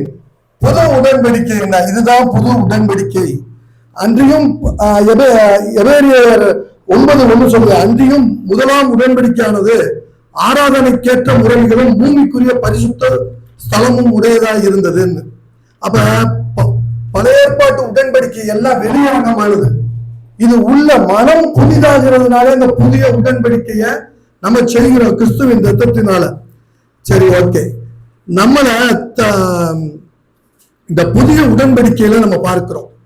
சரி, இப்ப நீங்க சொன்னதுபடி இந்த உடன்படிக்கை, புதிய உடன்படிக்கையை நாங்க ஞானஸ்தானம் எடுக்கிறோம், ரட்சிக்கப்பட்டாச்சு. அப்ப கம்யூனியனை நாங்க வாரம் எடுக்கிறோம். இதுல என்ன வித்தியாசம் கேட்டீங்கன்னா, நீங்கள் நோவாவை போல உலக அழிவிலிருந்து தப்பிக்கப்பட்டீங்களா? இப்ப இடையில ஒரு பிளைட் ஆக்சிடென்ட் ஆச்சு. இந்த பிளைட் ஆக்சிடென்ட்ல எல்லாரும் இறந்து போயிட்டாங்க, ஒருத்தர் மட்டும் தப்பிக்கப்பட்டார். அது போல வேறு பிரித்த வாழ்க்கையா நீங்க இருக்கணும். உலகத்திற்கும் உங்களுக்கும் உங்க வாழ்க்கையில குறைவு இல்லாம ஏதாவது இருக்கா? பரிபூர்ண நிறைவோடு நீங்க இங்க இருக்கீங்களா? எல்லாருமே நான் முதற்கொண்டு எனக்குள்ளேயே ஒரு குறைவு இருக்கு. அப்ப இந்த குறைவை எப்படி நிவர்த்தி செய்யறதுன்னா, நம்ம இத்தனை நாள் இந்த கம்யூனியனை எடுத்ததுக்கும் இப்ப நம்ம இந்த மெசேஜ் முடிச்ச பின்னாடி இந்த கம்யூனியன் எடுக்க போறதுக்கும் ஒரு மிகப்பெரிய ஒரு வித்தியாசம் இருக்க வேண்டும். அதாவது 1 கொரிந்தியர் 23:26 பாஸ்டர் படிச்சாரு, நான் உங்களுக்கு ஒப்பிக்கப்பட்டதை கர்த்தரிடத்தில் பெற்றுக்கொண்டேன். எண்ணத்தினாளர்கள் கர்த்தராகிய இயேசு கிறிஸ்து தான் கொடுக்கப்பட்ட அந்த ராத்திரியில் அப்பத்தை எடுத்து சோத்திரம் பண்ணி அதை பிட்டு, நீங்கள் வாங்கி புசியுங்கள், உங்களுக்காக விற்கப்படுகிற என்னுடைய சரீரமாய் இருக்கிறது, என்னை நினைவு கூறும்படி இதை செய்யுங்கள். என்னை நினைவு கூறும்படி இதை செய்யுங்கள். அவரை நினைவு கூறணும். அவர் சிலுவையின் மரணத்தை நம்ம நினைவு கூர்ந்து, அவர் சிலுவையின் பாடுகளை நினைவு கூர்ந்து, அவர் சிலுவையில் எப்படி வெற்றி சிறந்தாரோ, எப்படி சிலுவையில மரணத்துல சகித்தாரோ, எப்படி பொறுமையோடு அந்த சிலுவை மரணத்தை ஏற்றுக்கொண்டாரோ, அதை போல நம்மளும் நம்ம அன்றாட வாழ்க்கையில ஒவ்வொரு நாளும் சிலுவையை சுமந்து கொண்டு போய் ஒவ்வொரு நாளும் நம்ம இதை நிறைவேற்றி அதை எடுக்கும் போது இந்த புதிய உடன்படிக்கையுடைய முழு பலனையும் நீங்கள் பெற்றுக்கொள்வீர்கள். மாறாக போஜனம் பண்ணின பின்பு அவர் அந்தப்படியே பாத்திரத்தை எடுத்து, இந்த பாத்திரம் என் ரத்தத்தினாலாகிய புது உடன்படிக்கையாக இருக்கிறது, இதை பானம் பண்ணும் போதெல்லாம் நீங்க நினைவு கூறும்படி இதை செய்யுங்கள்ன்றாரு. ஆகையால் நீங்கள் இந்த அப்பத்தை புசித்து இந்த பாத்திரத்தை பானம் பண்ணும் போதெல்லாம் கர்த்தர் வருமானமும் அவருடைய மரணத்தை தெரிவிக்கிறீர்கள் சொல்றாரு. அதுக்கடுத்து பாருங்க, இதான் முக்கியமானது 27. இப்படி இருக்கிற எவன் அபாத்திரமாய் கர்த்தருடைய அப்பத்தை புசித்து அவருடைய பாத்திரத்தில் பானம் பண்ணுகிறானோ அவன் கர்த்தருடைய சரீரத்தையும் இரத்தத்தையும் குறித்து குற்றம் உள்ளவனாய் இருப்பான். எந்த மனுஷனும் தன்னைத்தான் சோதித்தறது இந்த அப்பத்தை புசித்து இந்த பாத்திரத்தில் பானம் பண்ண கடவான். எண்ணத்தினால் அபாத்திரமாய் போஜனம் பண்ணுகிறான், கர்த்தருடைய சரீரம் இன்னதென்று நிதானித்து அறியாததினால் தனக்கு ஆக்கினை தீர்ப்பு வரும்படி போஜனம் பண்ணுகிறான். என்ன வரும்படி? ஆக்கினை தீர்ப்பு. அப்ப பழைய ஏற்பாட்டு உடன்படிக்கையில் ஆக்கினை தீர்ப்பு யாருக்கு வந்தது?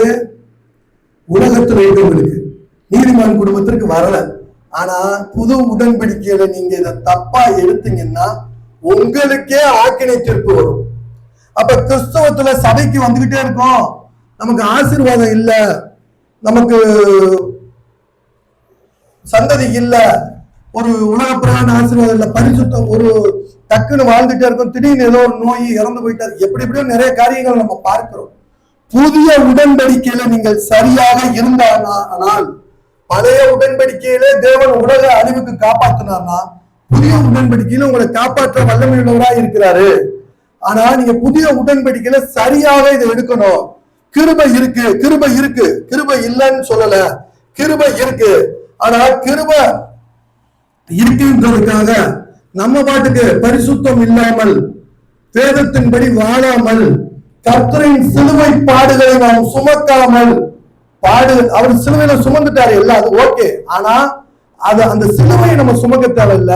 அந்த சிலுவையில அவர் எப்படி சகித்தார், எப்படி பொறுமையோடு இருந்தார், அதை நடைமுறை வாழ்க்கையில நம்ம நடைமுறைப்படுத்தி அன்றாட வாழ்க்கையில நம்ம வாழாத பட்சத்துல இது 100% இந்த உடன்படிக்கையில நம்ம சுதந்திரிக்க முடியாது. இதன் நிமித்தம் உங்களில் அநேகர் பலவீனரும் வியாதி உள்ளவர்களுமாய் இருக்கிறீர்கள், அநேகர் நித்திரையும் அறிந்திருக்கிறீர்கள். நம்மை நாமே நிதானித்து அறிந்தால் நாம் நியாயம் தீர்க்கப்படவும் என்று போட்டிருக்கு. வெறும் சடங்காச்சாரமாய் இதை எடுக்க கூடாது. உங்களுக்கு இப்ப நான் பழைய ஏற்பாட்டுல இருந்து சொல்லி வந்த ஆசீர்வாதம் எல்லாருக்கும் வேணும்ல, எல்லாருக்கும் உங்களுக்கு அந்த ஆசீர்வாதம் வேணும். அந்த ஆசீர்வாதம் உங்களுக்கு பரிபூர்ணமாய் கிடைக்கும்.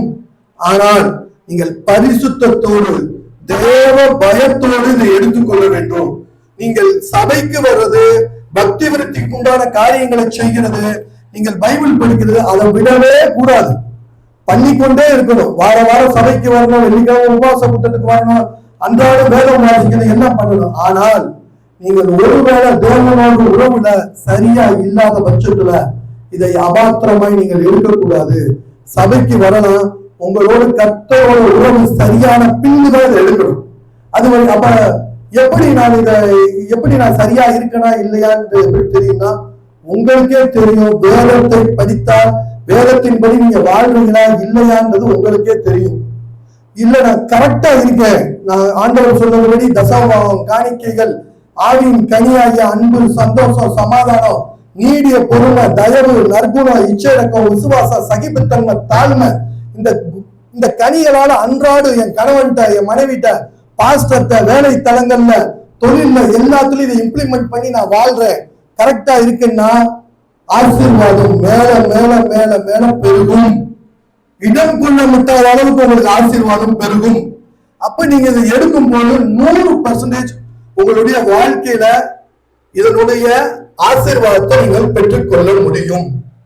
எதுவும் பயமா இருக்கா பேசுறது? ஏன்னா சத்தியம் இதாங்க, நல்லா புரிஞ்சுக்கோங்க. நான் கிறிஸ்துவை ஏற்றுக்கொள்ளாத குடும்பத்திலிருந்து வந்தேன். நான் ரொம்ப துன்மார்க்கமாகவும் களியாட்டத்திலையும் காலேஜில் என் கூட ஸ்கூல் காலேஜ் படித்தவங்களாம் என்னை பார்த்தா இப்போ பார்த்தா ஃபோன் போட்டு அதிசயமா பேசுறாங்க. என்ன உனக்கு இதுக்கு சம்மந்தம் இல்லைடா, என்னடா இப்படி போய் உங்க நின்றுகிறது? இது கர்த்தர் எனக்கு அவர் விலைக்கிரயமாய் சிலுவையில் சிந்திய ரத்தத்தை நிமித்தம் எனக்கு கொடுத்து என்னை மீட்டுக் கொண்டார். உங்களையும் அவர் மீட்டிருக்காரு. ஆனால் இதை பரிசுத்தமாக நாங்கள் எடுக்கும் போது, நான் என்னுடைய சாட்சியை உங்களுக்கு சொல்றேன். 2013 நான் ரட்சிக்கப்பட்டேன். ரட்சிக்கப்பட்ட பின்பு 2013 அக்டோபர் 25 ரட்சிக்கப்பட்டேன். 27ஆம் தேதி அந்நிய பாஷை அபிஷேகங்களை நான் பெற்றுக்கொண்டேன். மணிக்கணக்கா ஜெபிக்கிறேன். ₹1 வருமானம் எனக்கு கிடையாது. அன்னைக்கு நான் மணிக்கணக்கா ஜெபம் பண்றேன், மணிக்கணக்கா அந்நிய பாஷையில ஜெபிக்கிறேன். அங்க இருந்து சென்னையில ஞானஸ்தானம் எடுத்து ஊருக்கு வரேன். வீட்டுல கடுமையான எதிர்ப்பு மத்தியில சபைக்கு போறேன். சபைக்கு போக விடல வீட்டுல. அப்ப அனுமதி இல்லாதப்ப கொஞ்சம் வீட்டை விட்டு வெளியே போற சூழ்நிலை ஏற்படுது 2015. அப்படி போகும்போது வீட்டை விட்டு வெளியே போறோம், எல்லாமே இருக்கு. சரி அடங்கி இருப்போம், தாய் தகப்பனுக்கு கீழ்ப்படிந்து இருப்போம்னு இருக்கோம். கொஞ்ச நாள் கழிச்சு இந்த திருவிருந்தை நான் எடுக்கிறத விட்டுட்டேன். பாத்தீங்கன்னா நான் ₹1 கோடி தொழில் ₹1 கோடி ஆரம்பிச்சு நல்ல ஒரு நாளைக்கு 20 அதிகாரம் 25 அதிகாரம் படிக்கிறேன். நல்ல அந்நிய பாஷையில ஜெபம் பண்றேன். தொழில் நல்லா போய்கொண்டு இருக்கிறது. சில சமயங்கள்ல பரிசுத்தமா இருக்கேன், பெரிய பரிசுத்தவானா இருக்கேன். திருவிருந்து சபைக்கு போய் எடுக்கல, சபையோட ஐக்கியம் இல்லை. கடைசியில பார்த்தா அந்த தொழில் எல்லாம் கைவிட்டு போய் கடைசியில ₹1 கோடி கடனுக்கு போய் ஒன்றுமே இல்லாத சூழ்நிலைக்கு தள்ளப்பட்டேன். ஆனா என்ன பார்த்தீங்கன்னா நான் பெரிய பரிசுத்தவான், பெருசா ஜபம் பண்ணி வேதம் வாசிச்சு அநேகருக்கு போதிச்சு கொண்டு இருப்பேன். ஆனா என் வாழ்க்கையில ஜீவோ ஆசீர்வாதமே இல்லை.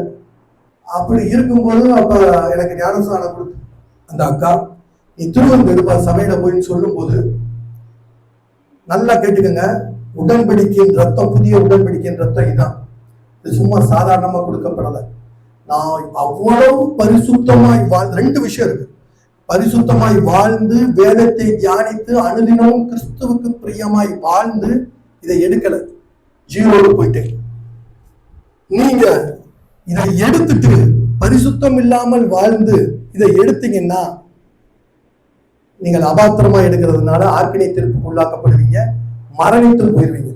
அப்ப என்ன விஷயம்னா, நீங்கள் பரிசுத்தமாக வாழ வேண்டும், வேதத்தை அனுதினமும் தியானிக்க வேண்டும், நல்ல ஜெபிக்க வேண்டும், தேவனோடு நல்ல உறவோடு இருந்து சபை கூடுதலை விட்டு விடாது இருந்து போஜனம் பண்ணணும். போஜனமா இதை எடுக்கணும். இதை நம்ம எடுக்கும் போது, சரியான முறையில் எடுக்கும் போது, அதுக்கப்புறம் நான் போய் திருவந்து எடுக்கப்படேன். அப்ப எடுக்கும் போது வீட்டுக்கு தெரியாம தான் போய் எடுக்க போவேன். மதுரை குட்சமாரித்தனுக்கு சபையில எடுப்பேன். 120 கிலோமீட்டர் ஸ்பீட்ல எடுத்துட்டு போவேன். 120 கிலோமீட்டர் ஸ்பீட்ல வருவேன். சபையில எடுத்துட்டு டக்குன்னு எங்க அம்மா பார்க்க முடியும் திரும்பி போயிருவேன். வருவே எடுத்துட்டு போயிருவேன். நான் கால போக்குல உடன்படிக்கை, புதிய உடன்படிக்கையில நான் இருக்கும்போது கர்த்தர் என்னை ஆசீர்வதிக்க தொடங்கி என்னை எல்லா கடனிலிருந்தும் விடுதலை ஆக்கி எனக்கு திருமணத்தை ரட்சிக்கப்பட்ட பிள்ளை என்னை கொடுத்து இன்னைக்கு எங்க அம்மா காலையில இந்த ட்ரெஸ் போட்டு ஊழியத்துக்கு போப்பா, இன்னைக்கு இந்த காரியத்தை பண்ணுப்பான்னு சொல்லியிருக்காங்க. அப்ப புதிய உடன்படிக்கையின் ரத்தம் எல்லாவித கெட்ட பழக்கமும் செய்து கொண்டிருந்தா இன்னைக்கு முழு பரிசுத்தவானாய் இருக்கிறேன். அதுக்கு காரணம் கிறிஸ்துவின் விலையேற பெற்ற ரத்தம். நீங்கள் ஒரு கால் எடுத்து வைங்க, முயற்சி செய்யுங்க. இன்றைக்கு அநேகர் என்ன சொல்றாங்க, கிருபை இருக்கு, கிறிஸ்துவுடைய புதிய உடன்படிக்கையில கிருபை இருக்கு, அதனால நாங்க அந்த கிருபை இருக்கிறதுனால நம்ம எப்படினாலும் கர்த்தர் மன்னிச்சிருவார். அப்படி கிடையாது. நல்லா தெரிஞ்சுக்கணும். அதாவது இந்த புதிய உடன்படிக்கையில வாக்குத்தத்தம் நமக்கு என்ன கொடுத்தாரு, நம்ம முதல்ல பார்த்தோம், பாவ மன்னிப்பு கிடைக்கும், அதுக்கடுத்து ரட்சிப்பு கிடைக்கும், பரிசுத்த ஆவியானவருடைய வெற்றி வாழ்க்கை பூமியில. நீங்க பரிசுத்த ஆவியானவர் உங்களை ஆளுகை செய்வாரு, அதனோட வெற்றி வாழ்க்கை வாழலாம். வெற்றி வாழ்க்கை வாழ்ந்த பின்பு முடிவுல நித்திய ஜீவனை நீங்கள் சுதந்திரிக்கலாம். அப்ப கிருபை இருக்குல்ல, இந்த கிருபையை குறிச்சு ஏன் நீங்க சொல்ல மாட்டீங்க? இந்த சிலுவை பிரமாணத்தை நம்ம தூக்கி கொண்டே நம்ம செல்லணும். ஆண்டவர் தான் சிலுவையில எல்லாத்தையும் முடிச்சுட்டாரு, அப்ப நம்ம எதையும் செய்ய தேவையில்லை. அப்படி கிடையாது. இந்த கிருபை உங்களை என்ன செய்யும்னா, எபிரேயர் 9:15 இது ரொம்ப முக்கியமான பகுதி. இந்த கிருபையை குறிச்சு ரொம்ப ஆழமா இன்னைக்கு கிருபை கிருபை கிருபைன்னு சொல்லி பரிசுத்தத்தை விட்டுறாங்க. அப்படி கிடையாது. கிருபை முக்கியம் தான். அந்த கிருபை என்ன செய்யும்னா, எபிரேயர் 9:15, ஆகையால் முதலாம் உடன்படிக்கை காலத்திலே நடந்த அக்கிரமங்களை நிவர்த்தி செய்யும் பொழுது அவர் மரணம் அடைந்து அழைக்கப்பட்டவர்கள் வாக்குத்தத்தம் பண்ணப்பட்ட நித்திய சுதந்திரத்தை அடைந்து கொள்வதற்காக புது உடன்படிக்கை மத்தியஸ்தராய் இருக்கிறார். இது யாருக்காவது புரியுதா அந்த வசனம் பார்க்கும்போது?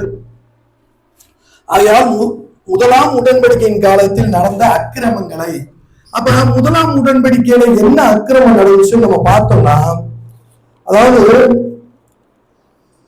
மோசையை குறிச்சு பார்க்கிறோம். மோசையோட தேவன் உடன்படிக்கை பண்ணாரா பண்ணலையா? பண்ணாரு.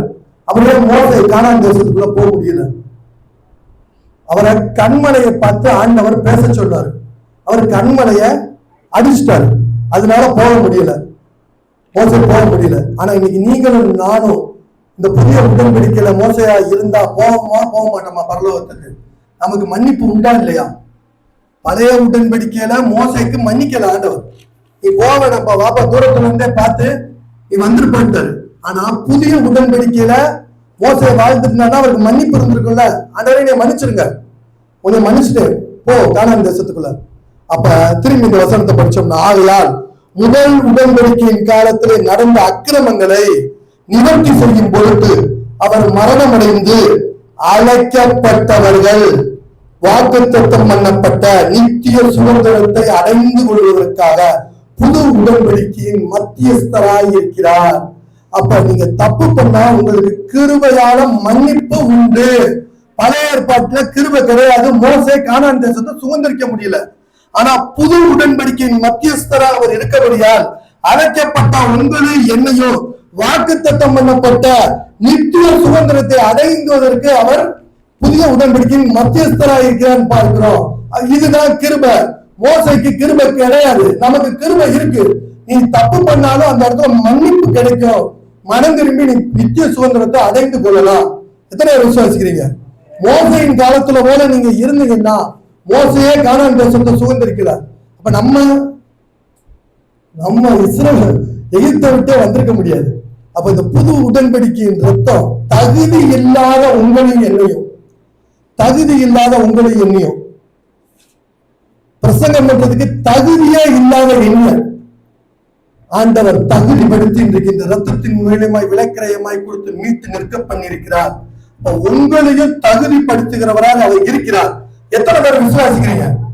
அப்ப தேவன் இந்த ரத்தத்தை சிந்தி மோசே கானான் தேசத்தை சுதந்திரிக்கல. கிருபையால் ஆண்டவர் நம்மளை தகுதி இல்லாத நம்மளை பரலோகத்திற்கு சுதந்திரிக்க வைத்திருக்கிறாரு. பழைய ஏற்பாட்டு காலத்துல எத்தனையோ ஆசீர்வாதங்களை அவர்கள் பெறாம, லோத்தை குறிச்சே பார்க்கிறோம். லோத்து தம் மருமகனை ஆயத்தம் பண்றாரு. அந்த இடத்த விட்டு போக மருமகன் கிளம்பல.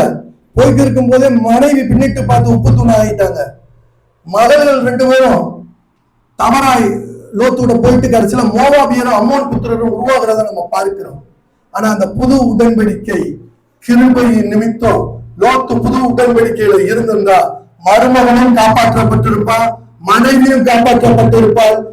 அவனுடைய சந்ததியும் மோவாபியர் அம்மோன் புத்திரராய் இல்லாமல் நல்ல ஒரு பரிசுத்த சந்ததியாய் மாறி இருக்கும் என்று நான் சொல்கிறேன். எத்தனை பேர் விசுவாசிக்கிறீங்க? அதுதான் கிருபை. இந்த கிருபை நம்ம தகுதி இல்லாம தகுதி படுத்தி இருக்கு. அதை விட்டுட்டு நம்ம லெத்தாஜிக்கலா வாழ்ந்து கொண்டு பைபிள் படிக்காம பரிசுத்தம் நடக்கையில நடக்காம ரொம்ப கஷ்டம்லாம் இல்ல. நான்லாம் பாத்தீங்கன்னா முதல் ஷோ சினிமா தேட்டருக்கு போவேன். கிளாஸ்ல பின்னாடி டெஸ்க்ல உட்காந்து தூங்குவேன். சாப்பீஸை கொண்டு டீச்சரை அடிச்சிருக்கேன். எத்தனையோ டீச்சரை என்ன பார்த்துட்டு வெளியில அட்டண்டன்ஸை போடுறேன்னு இருக்காங்க. என் கூட படிச்ச பிள்ளைங்க பசங்கிட்ட கேட்டா தெரியும் என்னை பத்தி கலகதையா சொல்லுவோம்.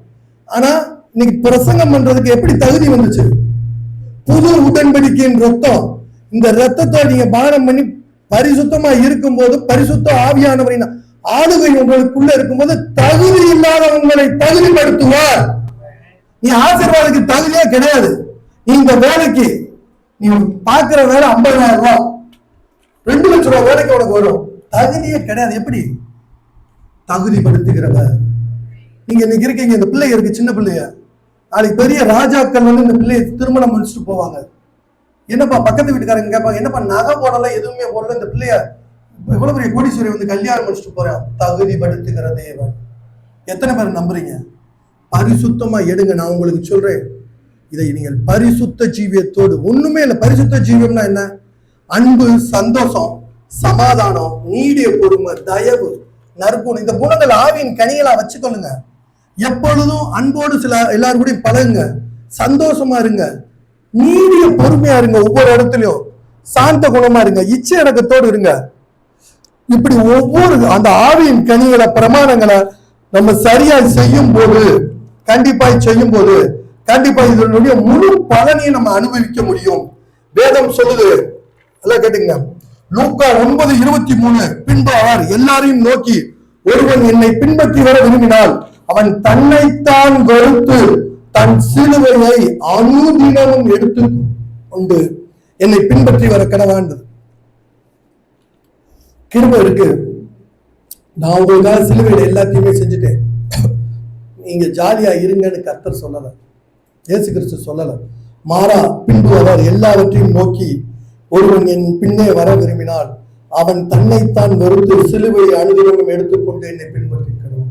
இப்ப இந்த வசனத்தை கேட்டோடனே நீங்க என்ன செய்யலாம்? ஐயோ, ஆண்டவர் போல சிலுவையை சுமந்து போகணுமோ அப்படின்னு நினைக்கிறீங்களா? என்னைய பார்த்தா அப்படியே தெரியுது பாருங்க. நான் வாட்சு, நகை, ட்ரெஸ்ஸு, எப்படி நான் ஏதோ சாமியார் வேஷம் தரிச்சு நீங்க உங்கள்கிட்ட பிரசங்கிக்கிறேன்னா, அவர் நன்மை, நிம்மதியா, சந்தோஷமாய், பரிபூர்ணமாய் ஆசீர்வதித்து வாழ வைக்கிறவர். வெளி தோற்றம் இல்ல, வெளி தோற்றத்துல மாய்மான வேஷம் போடக்கூடாது, வெளி தோற்றத்துல பரிசுத்தமானாக காட்டக்கூடாது. உள்ள சிலுவையை சுமக்கணும். நம்ம இருதயத்தின் எண்ணங்களை பரிசுத்தமாக செய்யணும். ஒருவர் வந்து நம்மகிட்ட பேசிட்டு போனா பின்னாடி அவரை பத்தி பேசுற காரியங்கள் இருக்கக்கூடாது. கிறிஸ்துவத்துல அநேக காரியங்கள் இருக்கு ஆவியில, அதே போல அநேக ஆசீர்வாதங்கள் இருக்கு. இதுல ஒண்ணு அந்த பரிசுத்த, இந்த உடன்படிக்கையை குறிச்சு இது மெயினானது. ஏன்னா நான் பைபிள் படிக்கிறேன், பரிசுத்தமா வாழ்றேன், எல்லாமே பண்றேன், ஆனா ஜீரோ, வாழ்க்கையில கனியே இல்லை. இதை எடுத்த பின்புதான் அது ஃபுல்ஃபில் ஆகுது. அப்ப இதுதான் லைசன்ஸ் மாதிரி. கார் 20 லட்சம் ரூபாய்க்கு வாங்கியாச்சு, டிரைவிங் நல்ல மரம் மேல ஓட்டுவேன், எல்லா வேலையும் பண்ணுவேன், ஆனா லைசன்ஸ் கிடைக்கல. லைசன்ஸ் இதுதான் லைசன்ஸ் உங்களுக்கு. இந்த லைசன்ஸ் இருந்தா உலகத்துல இருக்க ஆக்கினைக்கு நீங்க தப்பலாம். பரிசுத்தமா எடுக்கும் போது தகுதி இல்லாத நீங்க ஒரு தொழில் பண்றேன், 13 பேர் வேலை பார்க்கறாங்க. எங்க அப்பா தாத்தா யாருமே பண்ணாத தொழில் அது. எங்க அப்பா SSI ரிட்டையர் ஆனாரு. எங்க மாமா அந்த மாட்டுத்தீவனத்தை கடை வச்சு அதை கொடுத்துட்டு இருக்காரு. அவருக்கு அதுக்கு சம்பந்தம் இல்லை. கர்த்த தகுதி இல்லாத ஒரு தொழிலையும் கொடுத்து அதுல 20 பேர்த்த வேலைக்கு வைத்து ஒரு 5 வெறும் ஒரு 5000 சம்பளம் கிடைக்குமான்னு தான் போனேன். போன இடத்துல ஞானஸ்தானத்தை கொடுத்து தகுதி இல்லாத எண்ணெய்.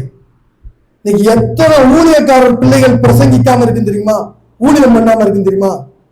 என் சந்ததியை போய் பார்த்தீங்கன்னா பூரா முரட்டாட்டம் பண்ற 1ஆம் நம்பர் ரவுடி பையில.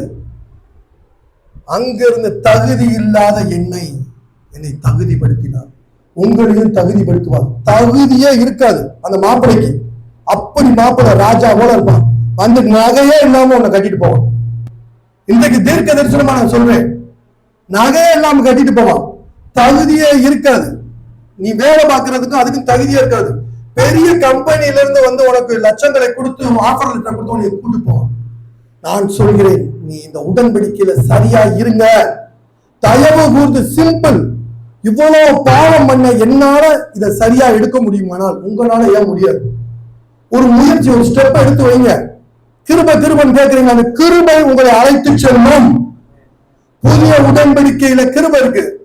நீ லேசா ஒரு ஸ்டெப் எடுத்து வை. இன்னைக்கு என் மாமியார் என்னை பத்தி பேசிட்டே இருக்காங்க, என் மாமியாரை பத்தி என் புருஷன் நான் சொல்லிட்டே இருக்கேன். இன்னைக்கு ஒரு நாள் என் வாய்க்கு போட்டு போகுது முயற்சி, அடுத்த நாள் அது தகுதிப்படுத்தி மாமியாரே நம்மளை கொண்டு போய் பெரிய லெவல்ல எல்லாரையும் உயர்த்துற அளவுக்கு கர்த்தர் வைத்திருக்கிறார். தயவு கூர்ந்து பரிசுத்தமாயிடுங்க. அதே போல ஆண்டவர் சொல்றாரு, பின்பு அவர் எல்லாரையும் நோக்கி சிலுவையை எடுத்துக்கொண்டு அனுதினமும் எடுத்துக்கொண்டு என்னை பின்பற்ற கடவான்றார். அடுத்து ஏசாயா 53:7 சொல்லுது, அவர் நெருக்கப்பட்டும் ஒடுக்கப்பட்டும் இருந்தால் ஆனாலும் தம்முடைய வாயை அவர் திறக்கவில்லை. அடிக்கப்படும்படி கொண்டு போகிற ஒரு ஆட்டுக்குட்டியை போலவும் தன்னை மயிர் கத்துறவர்களுக்கு முன்பாக சத்தமிடாது இருக்கிற ஆட்டை போலவும் அவர் தம்முடைய வாயை திறவாது இருந்தால். இன்னைக்கு நம்ம வாயை திறக்காம இருக்கோமா? ஒவ்வொரு இடத்துல வீடுகள்ல மனைவிமார்கள் புருஷன்மார்கள் மனைவிட்ட வாயை திறக்காம இப்படி இருக்குமா? டக்குன்னு ஒரு காட்ட ஒரு கொளுத்தி போட்டுரும், வீடே கலவரம் ஆயிருது. அப்ப பரிசுத்த உடன்படிக்கை எப்படி நிறைவேறும்? தயவு கூர்ந்து நீங்க தேவனுக்குள்ள இயேசு கிறிஸ்து எப்படி இந்த பூமியில் வாழ்ந்தாரோ அந்த பரிசுத்தத்தை நம்ம அப்படியே அன்றாட வாழ்க்கையில நம்ம பிரதிபலித்து வாழும் போது நம்மளுடைய வாழ்க்கை இது 100 மடங்கு இந்த பலனை நம்ம அனுபவிக்க முடியும். அடுத்து இது வந்துருச்சு, இந்த அப்பமும் ரசத்தையும் நம்ம தானம் பண்றோம். இது எப்படி வந்தது அதை கொஞ்சம் நினைவு கூர்னா அவர் எப்படி நினைவு கூர்னான்னு பாருங்க. மத்தேயு 26:66 சொல்லுது, உங்களுக்கு என்னமாய் தோன்றுகிறது என்று கேட்கிறான். அதற்கு அவர்கள் மரணத்துக்கு பாத்திரமாக இருக்கிறார்கள் என்றாங்க. அப்போது அவருடைய முகத்தில் துப்பி அவரை கொட்டினார்கள், சிலர் அவர் கன்னத்தில் அறைந்தார்கள். பார்க்கிறோம். பஸ்ல போய்க்கு இருக்கோம், வடக்கு பிரதர்ஸ் யாராவது லேசா பார்க்க போட்டு ஒரு துப்பு துப்பிட்டாங்க நம்ம மேல, நம்ம என்னென்ன செய்வோம், எப்படி பேசுவோம். பக்கத்துல இருக்க அம்மா டக்குன்னு கைய வைக்காம தும்மிட்டாங்க நம்ம மேல.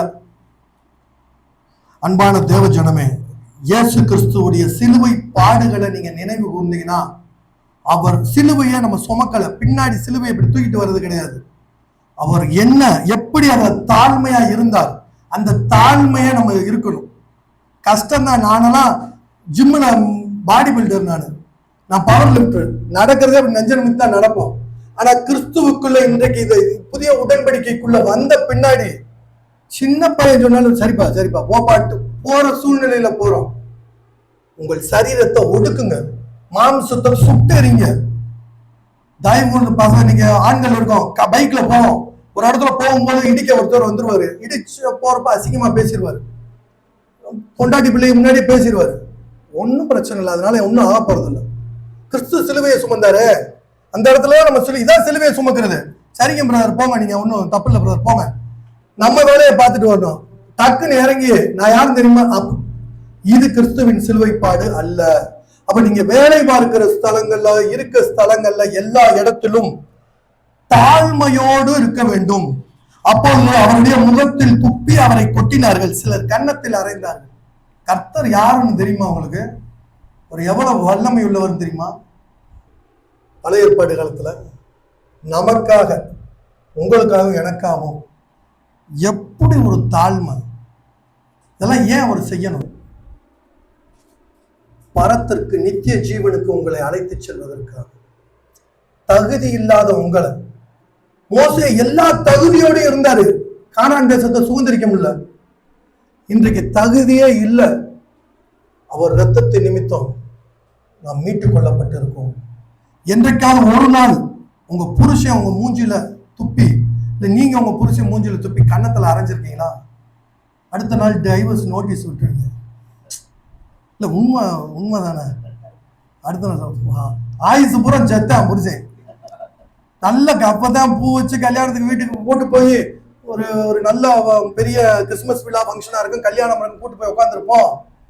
அன்னைக்கு நீங்க மூஞ்சில துப்பி என்ன கொட்டினீங்கல்ல, அது நடந்து 10 வருஷமா இருந்தாலும் விடாது பிள்ளைய. அவரு பாவம், இன்னைக்கு தானே லீவ் போட்டு 2 நாள் வந்தேன், அப்பதான் கார் எடுத்து கிளம்புவாங்க, கார் எடுத்து நல்லா எல்லாம் ஊருக்கு டூர் போலாம். ஆமா, அன்னைக்கு நீ துப்புனப்ப எங்க நின்று துப்புனீங்க? அப்ப என்ன சொல்ல வரேன்னா, கர்த்தருக்குள்ள இப்படிப்பட்ட இதை நம்ம இன்னைக்கு மாம்சத்துல இருக்கோம். ஆனால் நான் என்ன சொல்றேன்னா, கஷ்டம்தான், ஆனால் விலைக்கிரயம் கிருபையால் அந்த குணங்கள் நமக்கு வரும்படி கர்த்தர் விலைக்கிரயம் செலுத்தி விட்டார். கஷ்டம். நான் தேவனை பார்த்து வியந்தது, வேதத்தை படிக்கும் போது நான் பிரமித்து பார்த்தது இயேசு கிறிஸ்துவின் சிலுவைப்பாடு. இப்படி ஒரு தாழ்மையா ஒரு மனிதன் இருக்க முடியும்? இன்னைக்கு மனைவியோ கணவனோ ஒரு எச்சல் மூஞ்சில துப்பி அடிச்சுட்டாலே நம்மளால ஏற்றுக்கொள்ள முடியலையே. ஒரு வார்த்தையும் சொல்லாம எப்படி இதுக்கு இடையில கிறிஸ்துவை உன்னை அடித்தவன் யார், அதை ஞான திருஷ்டியாளங்களுக்கு சொல்லுன்றாங்க. இது இல்லாம பக்கத்துல பேதுரு வேற பக்கத்துல நின்றுக்கிட்டு சபிக்கவும் தொடங்கினவன் பார்க்கிறோம். உள்ள அவன் சிலுவையில அடிக்கிறது ஒரு பக்கம் இருந்தாலும் கூட இருக்காது, ஆனா உள்ள ஊழியத்துல கூடயே இருப்பாங்க.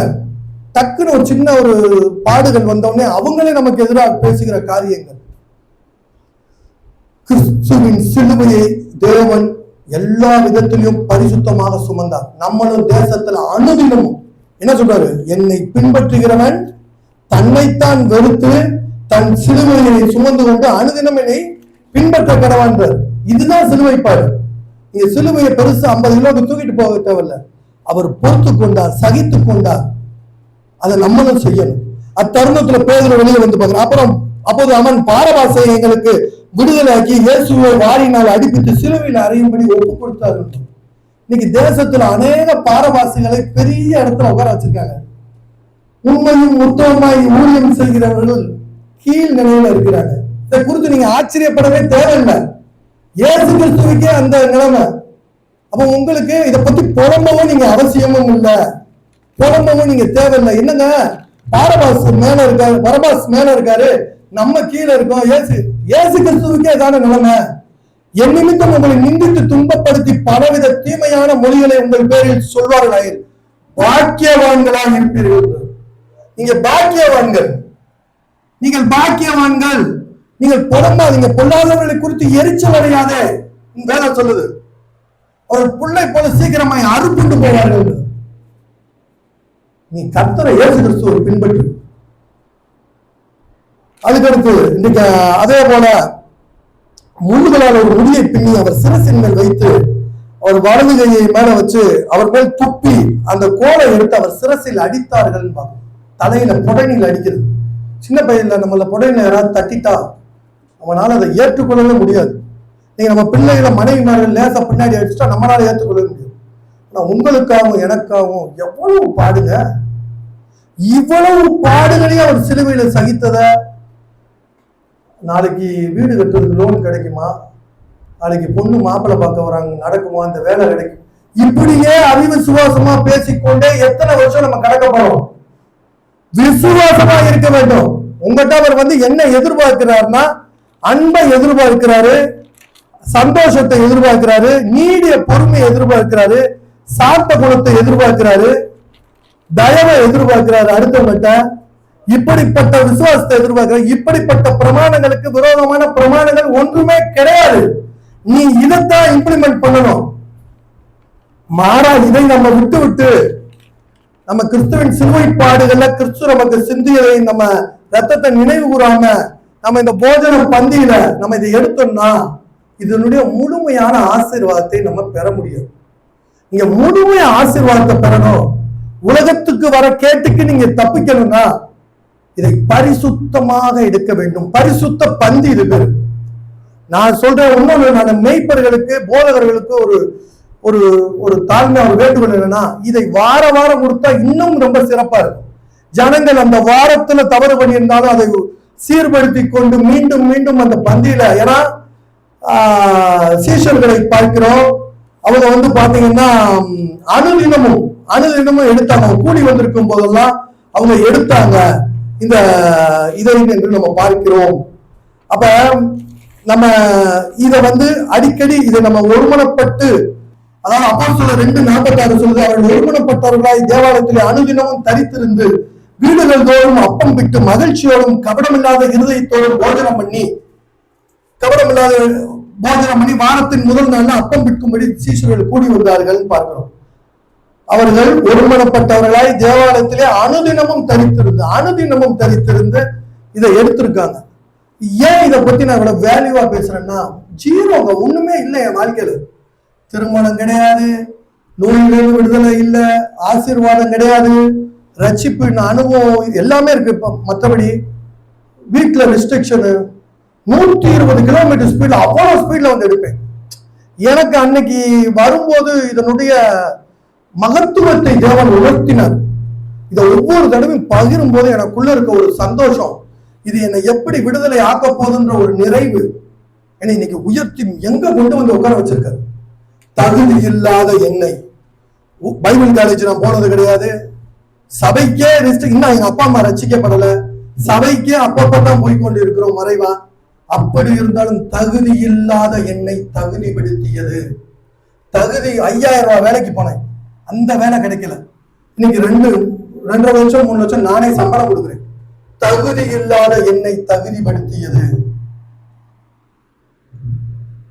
எனக்கு தலைமுடி விழுந்துருச்சு. தலைமுடி 2013 விழுந்துச்சு.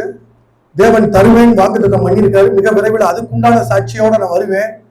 இருந்தாலும் எனக்கு திருமணம் முடிக்கும் போது அநேகர் சொன்னாங்க, ரட்சிக்கப்பட்ட பிள்ளையை திருமணம் முடிக்கணும். அப்படி இருக்கும்போது எப்படி நீ திருமணம் முடிப்பான்னு. தகுதி இல்லாத எனக்கு பரிசுத்தமாக அழகாக ஒரு பெண்ணை தேவன் கொடுத்து தகுதிப்படுத்தினார். எல்லாரும் வியக்கும் அளவுக்கு என் குடும்பம் எல்லாரும் எந்த இடத்துலயுமே நான் எங்க போனாலும் முதன்மையானவனாத்தான் கர்த்தர் மாத்துவார். இன்னைக்கு உங்க முன்னாடி பிரசங்கம் பண்றேன், ஊழியத்துக்கு வந்திருக்கேன். கொஞ்ச நாள் ஊழியத்திலே முதன்மையா கொண்டு போயிடுவார். ஏன்?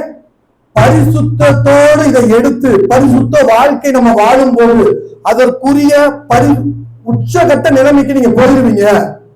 நீங்க முயற்சி செய்யறது இல்ல, நீங்க ஒரு ஸ்டெப் தான் எடுத்து வைப்பீங்க. கிருபை உங்களை கொண்டு போய் உயரத்துல உட்கார வச்சிடும்.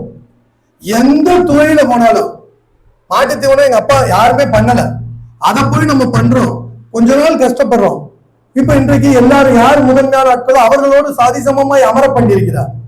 இப்ப நான் என்ன சொல்றேன்னா, தகுதி இல்லாத உங்களை தகுதிப்படுத்தும் சிலுவையின் பாடுகள்ல, தேவனுடைய சிலுவையின் பாடுகள்ல. தயவு செய்து நான் சொல்றேன், சர்ச்சு முடிச்சோடனே வீட்டுக்கு போவீங்க. வீட்டுக்கு போனோடனே அந்த ஒரு பிரச்சனை உங்களுக்கு இருக்கும். தீர்க்க தரிசனமா சொல்றேன், பிரச்சனை இருக்கும்.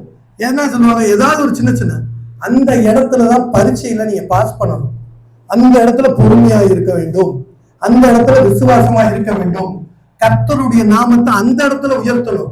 1000 பேருக்கு முன்னாடி உயர்த்துறது இல்ல, அரை வீட்டுக்குள்ள கர்த்தருடைய நாமத்தை நீங்க உயர்த்தணும். கர்த்தாவே உமக்காக இந்த இடத்துல நான் பேசல, கர்த்தாவே உமக்காக இந்த இடத்துல நான் பரிசுத்தமா போறேன், இந்த இடத்துல நான் கோபப்படல ஆண்டவரே, கர்த்தருக்காக நீங்கள் எடுக்க வேண்டும்.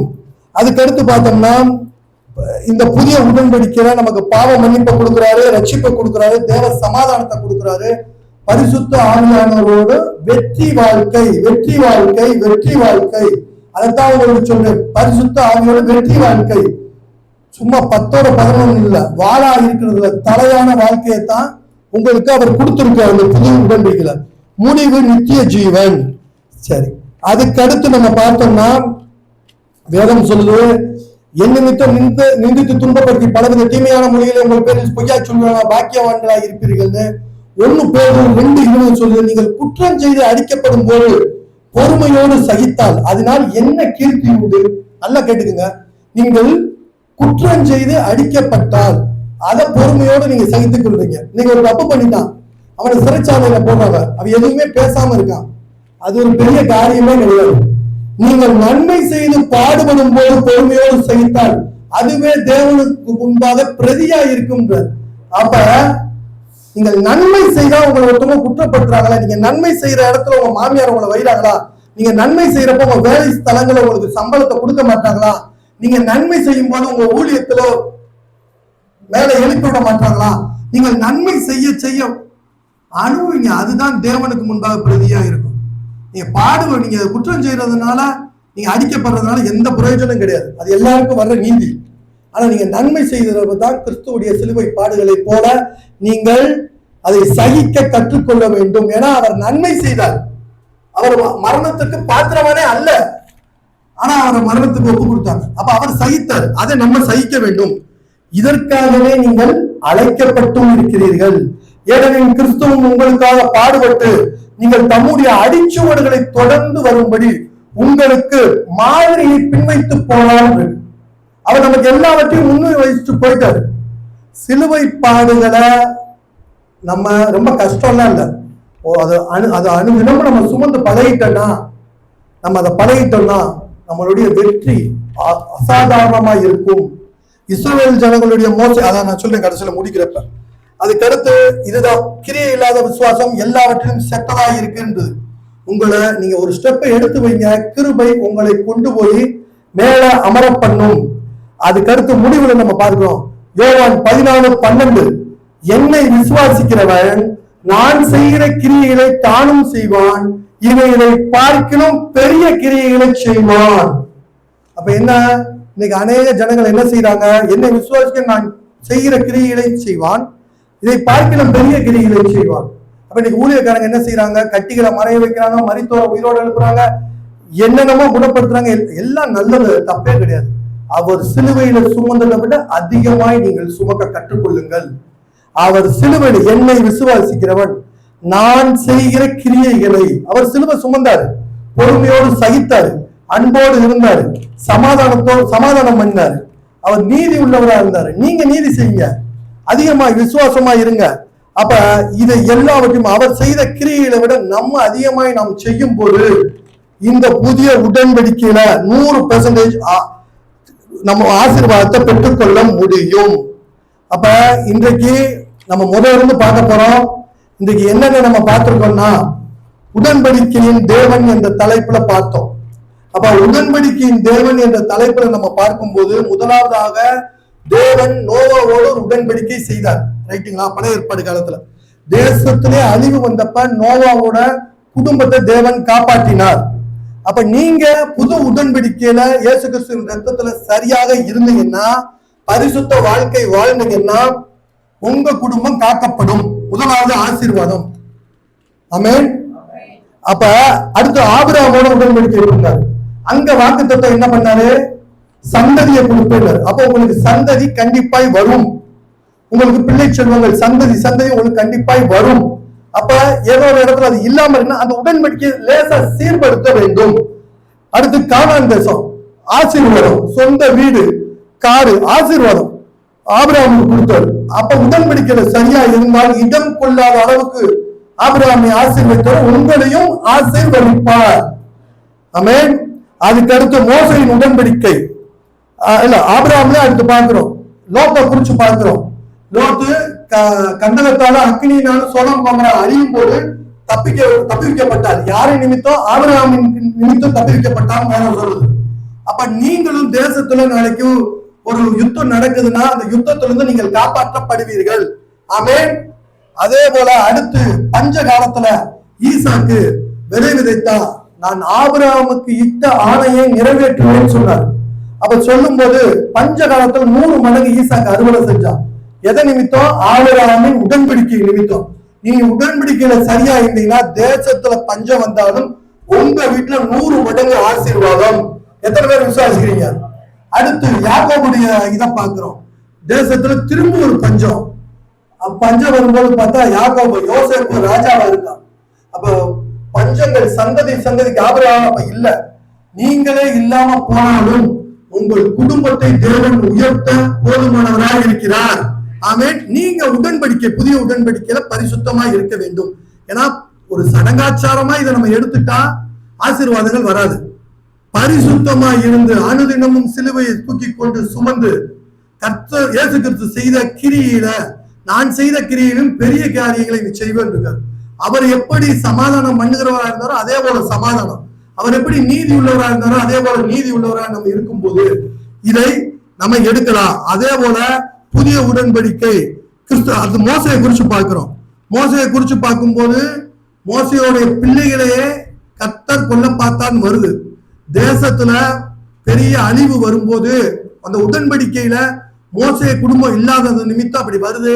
சிப்போரால் கருக்கான கல்லை எடுத்து விருத்த சேதனம் பண்றா, உடன்படிக்கைக்குள்ள வந்துட்டா, காக்கப்படுறான். அப்ப ஊழியக்காரர் பிள்ளைகளா இருந்தாலும் 10 தலைமுறை கிறிஸ்தவர்களா இருந்தாலும் உடன்படிக்கையில் சரியா இருந்தால்தான் தேசத்துடைய அழிவிலிருந்து காக்கப்படலாம். பெரிய வீடு இருக்கு, கோடிக்கணக்கா பணம் இருக்கு, ஊழியத்துல அவ்வளவு வருது, எல்லாம் இருக்கும். உடன்படிக்கையில பரிசுத்தமா சரியா இருக்கணும். இல்லாட்டி வரப்போற அழிவு கடைசி காலம், யுத்தங்கள், அநேக யுத்தங்கள் வரும், அநேக கொள்ளை நோய் வரும், அநேக பஞ்சங்கள் வரும். ஆனா நீங்க பயப்படக்கூடாது. 100 மடங்கு ஆசீர்வாதம் பெறணும் ஒவ்வொன்றிலும். அப்ப நீங்க ஒண்ணுமே செய்ய வேண்டாம், அதை பரிசுத்தத்தோடு எடுங்க. பரிசுத்த ஜீவியம் பண்ணால் போதும். அப்ப மோசையில என்ன பார்க்கிறோம்? ஊழியக்காரர் பிள்ளைகளா இருந்தாலும் உடன்படிக்கையில சரியாக இல்லாத பட்சத்துல அழிவு வரும். ஆனா உடன்படிக்கையில நீ சரியா மாறிட்டீங்கன்னா தப்பித்துக் கொள்ளலாம். எப்படி மாறுவோம்? கிருபையில நீ போய் தேவன் இடத்துல இருக்கும் போது அந்த கிருபை உன்னை தகுதிப்படுத்தும். அடுத்து அடிமைத்தனத்துல இருக்க இஸ்ரவேல் ஜனங்களை அவர் பெருமூச்சை கேட்டார்னு இருக்கு. இன்னைக்கு நீங்களும் அடிமைத்தனத்துல இருந்தீங்கன்னா, யாருக்கோ ஏதோ ஒருத்தர் அடிமைத்தனத்துல இருந்தீங்கன்னா, நீங்களும் இந்த உடன்படிக்கையில சரியாக இருக்கும் போது அதுல இருந்து காக்கப்படுவீர்கள், உங்கள் குடும்பங்களும் காக்கப்படும். அதுக்கடுத்து பஸ்கா ஆட்டுக்குட்டியின் ரத்தத்தை பார்க்கிறோம். பஸ்கா ஆட்டுக்குட்டியின் ரத்தத்தை நிலைக்கால்ல தடவுனாங்க. எகிப்துக்கு வந்த வாதை எதுவுமே இஸ்ரவேல் ஜனங்களுக்குள்ள வரல. சரிங்களா? அதே போல கிறிஸ்துவின் ரத்தத்தை நீங்கள் சரியா எடுக்கும் போது எகிப்தியுடைய வாதை, தேசத்துல வருகிற வாதைகளுக்கு நீங்கள் தப்பித்துக் கொள்ளலாம். அதுக்கு அடுத்து புதிய உடன்படிக்கைன்னு பார்த்தோம். புதிய உடன்படிக்கையில நீங்க கிருபையை குறிச்சு என்ன சொல்றீங்கன்னு கேட்கும் போது, பழைய காரியங்கள்லாம் மோசே கானான் தேசத்தை சுதந்திரிக்கல, ஆனா புதிய உடன்படிக்கை ரத்தம். ஆகையால் முதலாம் உடன்படிக்கையில் காலத்தில் நடந்த அக்கிரமங்களை நிவர்த்தி செய்யும் பொருட்டு அவர் மரணம் அடைந்து அழைக்கப்பட்டவர்களாகிய வாக்குத்தத்தம் பண்ணப்பட்ட நித்திய சுதந்திரத்தை அடைவதற்கு புது உடன்படிக்கையின் மத்தியஸ்தராய் இருக்கிறார் என்று பார்க்கிறோம். அப்ப நம்ம இதுல என்ன பார்க்கிறோம்? புதுல அவர் சிலுவை பாடுகளை அனுதினமும் நம்ம சுமந்து கொண்டு அவர் எப்படி வாழ்ந்தாரோ, அவர் ஆவியின் கனி எப்படி இருந்தோ, அன்பு, சந்தோஷம், சமாதானம், நீடிய பொறுமை, தயவு, நற்குணம், விசுவாசம், இச்சை அடக்கம், சகிப்புத்தன்மை எல்லாவற்றையும் நம்ம வாழ்க்கையில பிரயோஜனப்பட்டு ஒவ்வொரு நாளும் அதன்படி நம்ம வாழ்ந்து நம்ம கிரியைகளை சீர்படுத்தி இதை எடுக்கும் போது 100 மடங்கு ஆசீர்வாதத்தை பெறலாம். முதலாவதாக பாவ மன்னிப்பு நமக்கு உண்டாகும், ரட்சிப்பின் அனுபவம் உண்டாகும், ஆவியானவருடைய ஐக்கியம் நம்ம கூட இருந்து பூமியில ஒரு வெற்றி வாழ்க்கை நம்ம வாழலாம். முடிவுல நம்ம நித்திய ஜீவனை சுதந்திரத்துக் கொள்ளலாம். ஆமென். அப்ப எப்படி ஆசீர்வாதமா இருக்கிறது? அப்ப இந்த உடன்படிக்கையில நீங்கள் சரியாக இருந்தீங்கன்னா உங்களுக்கு நோய் இருக்கலாமா? இந்த உடன்படிக்கையில நீங்கள் சரியாக இருந்தீங்கன்னா திருமணம் நடக்காம இருக்கலாமா? இந்த உடன்படிக்கையில நீங்கள் சரியா இருந்தீங்கன்னா நீங்க திருமணம் நடக்காமல் இருக்க. இந்த உடன்படிக்கையில நீங்க சரியாக இருந்தீங்கன்னா பஞ்சத்துலயும் ஆசீர்வதிக்கப்படுவீங்க. இந்த உடன்படிக்கையில நீங்கள் சரியாக இருந்தீங்கன்னா திரளான செல்வந்தர்களா இருப்பீங்க. யுத்தம் நேர்ந்தாலும் லோத்தை போல தப்பி வைக்கப்படுவீங்க. அப்ப எல்லாவற்றிலும் இருந்தும் இந்த புதிய உடன்படிக்கை நம்மை காத்து ஒரு வேறு பிரிக்கப்பட்ட வாழ்க்கை வாழ வைத்து முடிவில் நம்மளை நித்திய ஜீவனை கொண்டு போகிறது. அவர் அடிக்கப்பட்டு கொண்டு போகும்போது ஆட்டுக்குட்டி வாய் திறக்க ஆட்டுக்குட்டியை போல இருந்தான்னு பாக்குறோம்.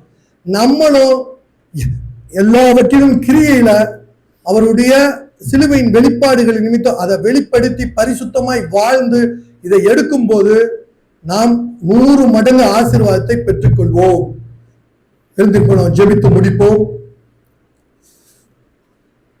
ஒரு வரி, அந்த பாடல் வரி நல்லா இன்னைக்கு காலைல பாஸ்டர் பாடினாரு. உடன்படிக்கை எனக்கு தந்து உங்களின் பிள்ளையாய் தெரிந்தெடுத்தி மரணத்தின் விளிம்பில் நின்ற என்னை ஜீவனின் பாதையில் திருப்பி விட்டீர். இந்த காலையில என்ன ஒரு வரிகள் பாருங்க. உடன்படிக்கை எனக்கு தந்து உங்களின் பிள்ளையாய் தெரிந்து கொண்டீர், மரணத்தின் விளிம்பில் நின்ற என்னை ஜீவனின் பாதையில் திருப்பி விட்டீர் என்று பார்க்கிறோம். சோதரம் நம் கண்ணை மூடி ஜெபிப்போம். சோதரம் ஹல்லேலூயா. ஆவியானவரே, அப்ப இன்றைய நாள்ல நாங்கள் உடன்படிக்கையின் தேவன் என்ற தலைப்புல பார்த்தோம் ராஜா. ஆண்டவரே, இந்த உடன்படிக்கையை நாங்கள் பரிசுத்தமாக உம்முடைய சிலுவை மரணத்தை நாங்கள் நினைவு கூர்ந்து உம்முடைய ஆண்டவரே அடிச்சுவடுகளை நாங்கள் பின்பற்றும்படியாக எங்களுக்கு முன்மாதிரியை வைத்து போயிருக்கிறீர்கள் ராஜா. நாங்கள் அதன்படி ஆவின் கனிகளை ஒவ்வொரு நாளும் வெளிப்படுத்தி நாங்கள் வாழும் போது இதற்குரிய 100 மடங்கு ஆசீர்வாதத்தை பெற முடியும். பஞ்சமா இருந்தாலும், யுத்தமா இருந்தாலும், ஆண்டவரே கொள்ளை நோயா இருந்தாலும், எது இருந்தாலும் எங்களை அது அணுகாதுப்பா. நாங்கள் எல்லாவற்றிலும் இருந்து காக்கப்பட முடியும். இயேசுவே, இந்த ஜனங்களை நான் இயேசுவின் நாமத்தால் இந்த சபை மக்களை ஆசீர்வதிக்கிறேன். இவர்களுக்கு உடன்படிக்கையின் ரத்தத்தை பரிசுத்தமாய் எடுத்து இதற்குரிய 100 மடங்கு பலனை இவர்கள் அனுபவிக்க வேண்டுமா இயேசுவின் நாமத்தால் நான் கட்டளையிடுகிறேன். இயேசுவின் விளையாடப்பட்ட நாமத்தில் பிதாவே, ஆமென், ஆமென், ஆமென். அல்லேலூயா, அல்லேலூயா.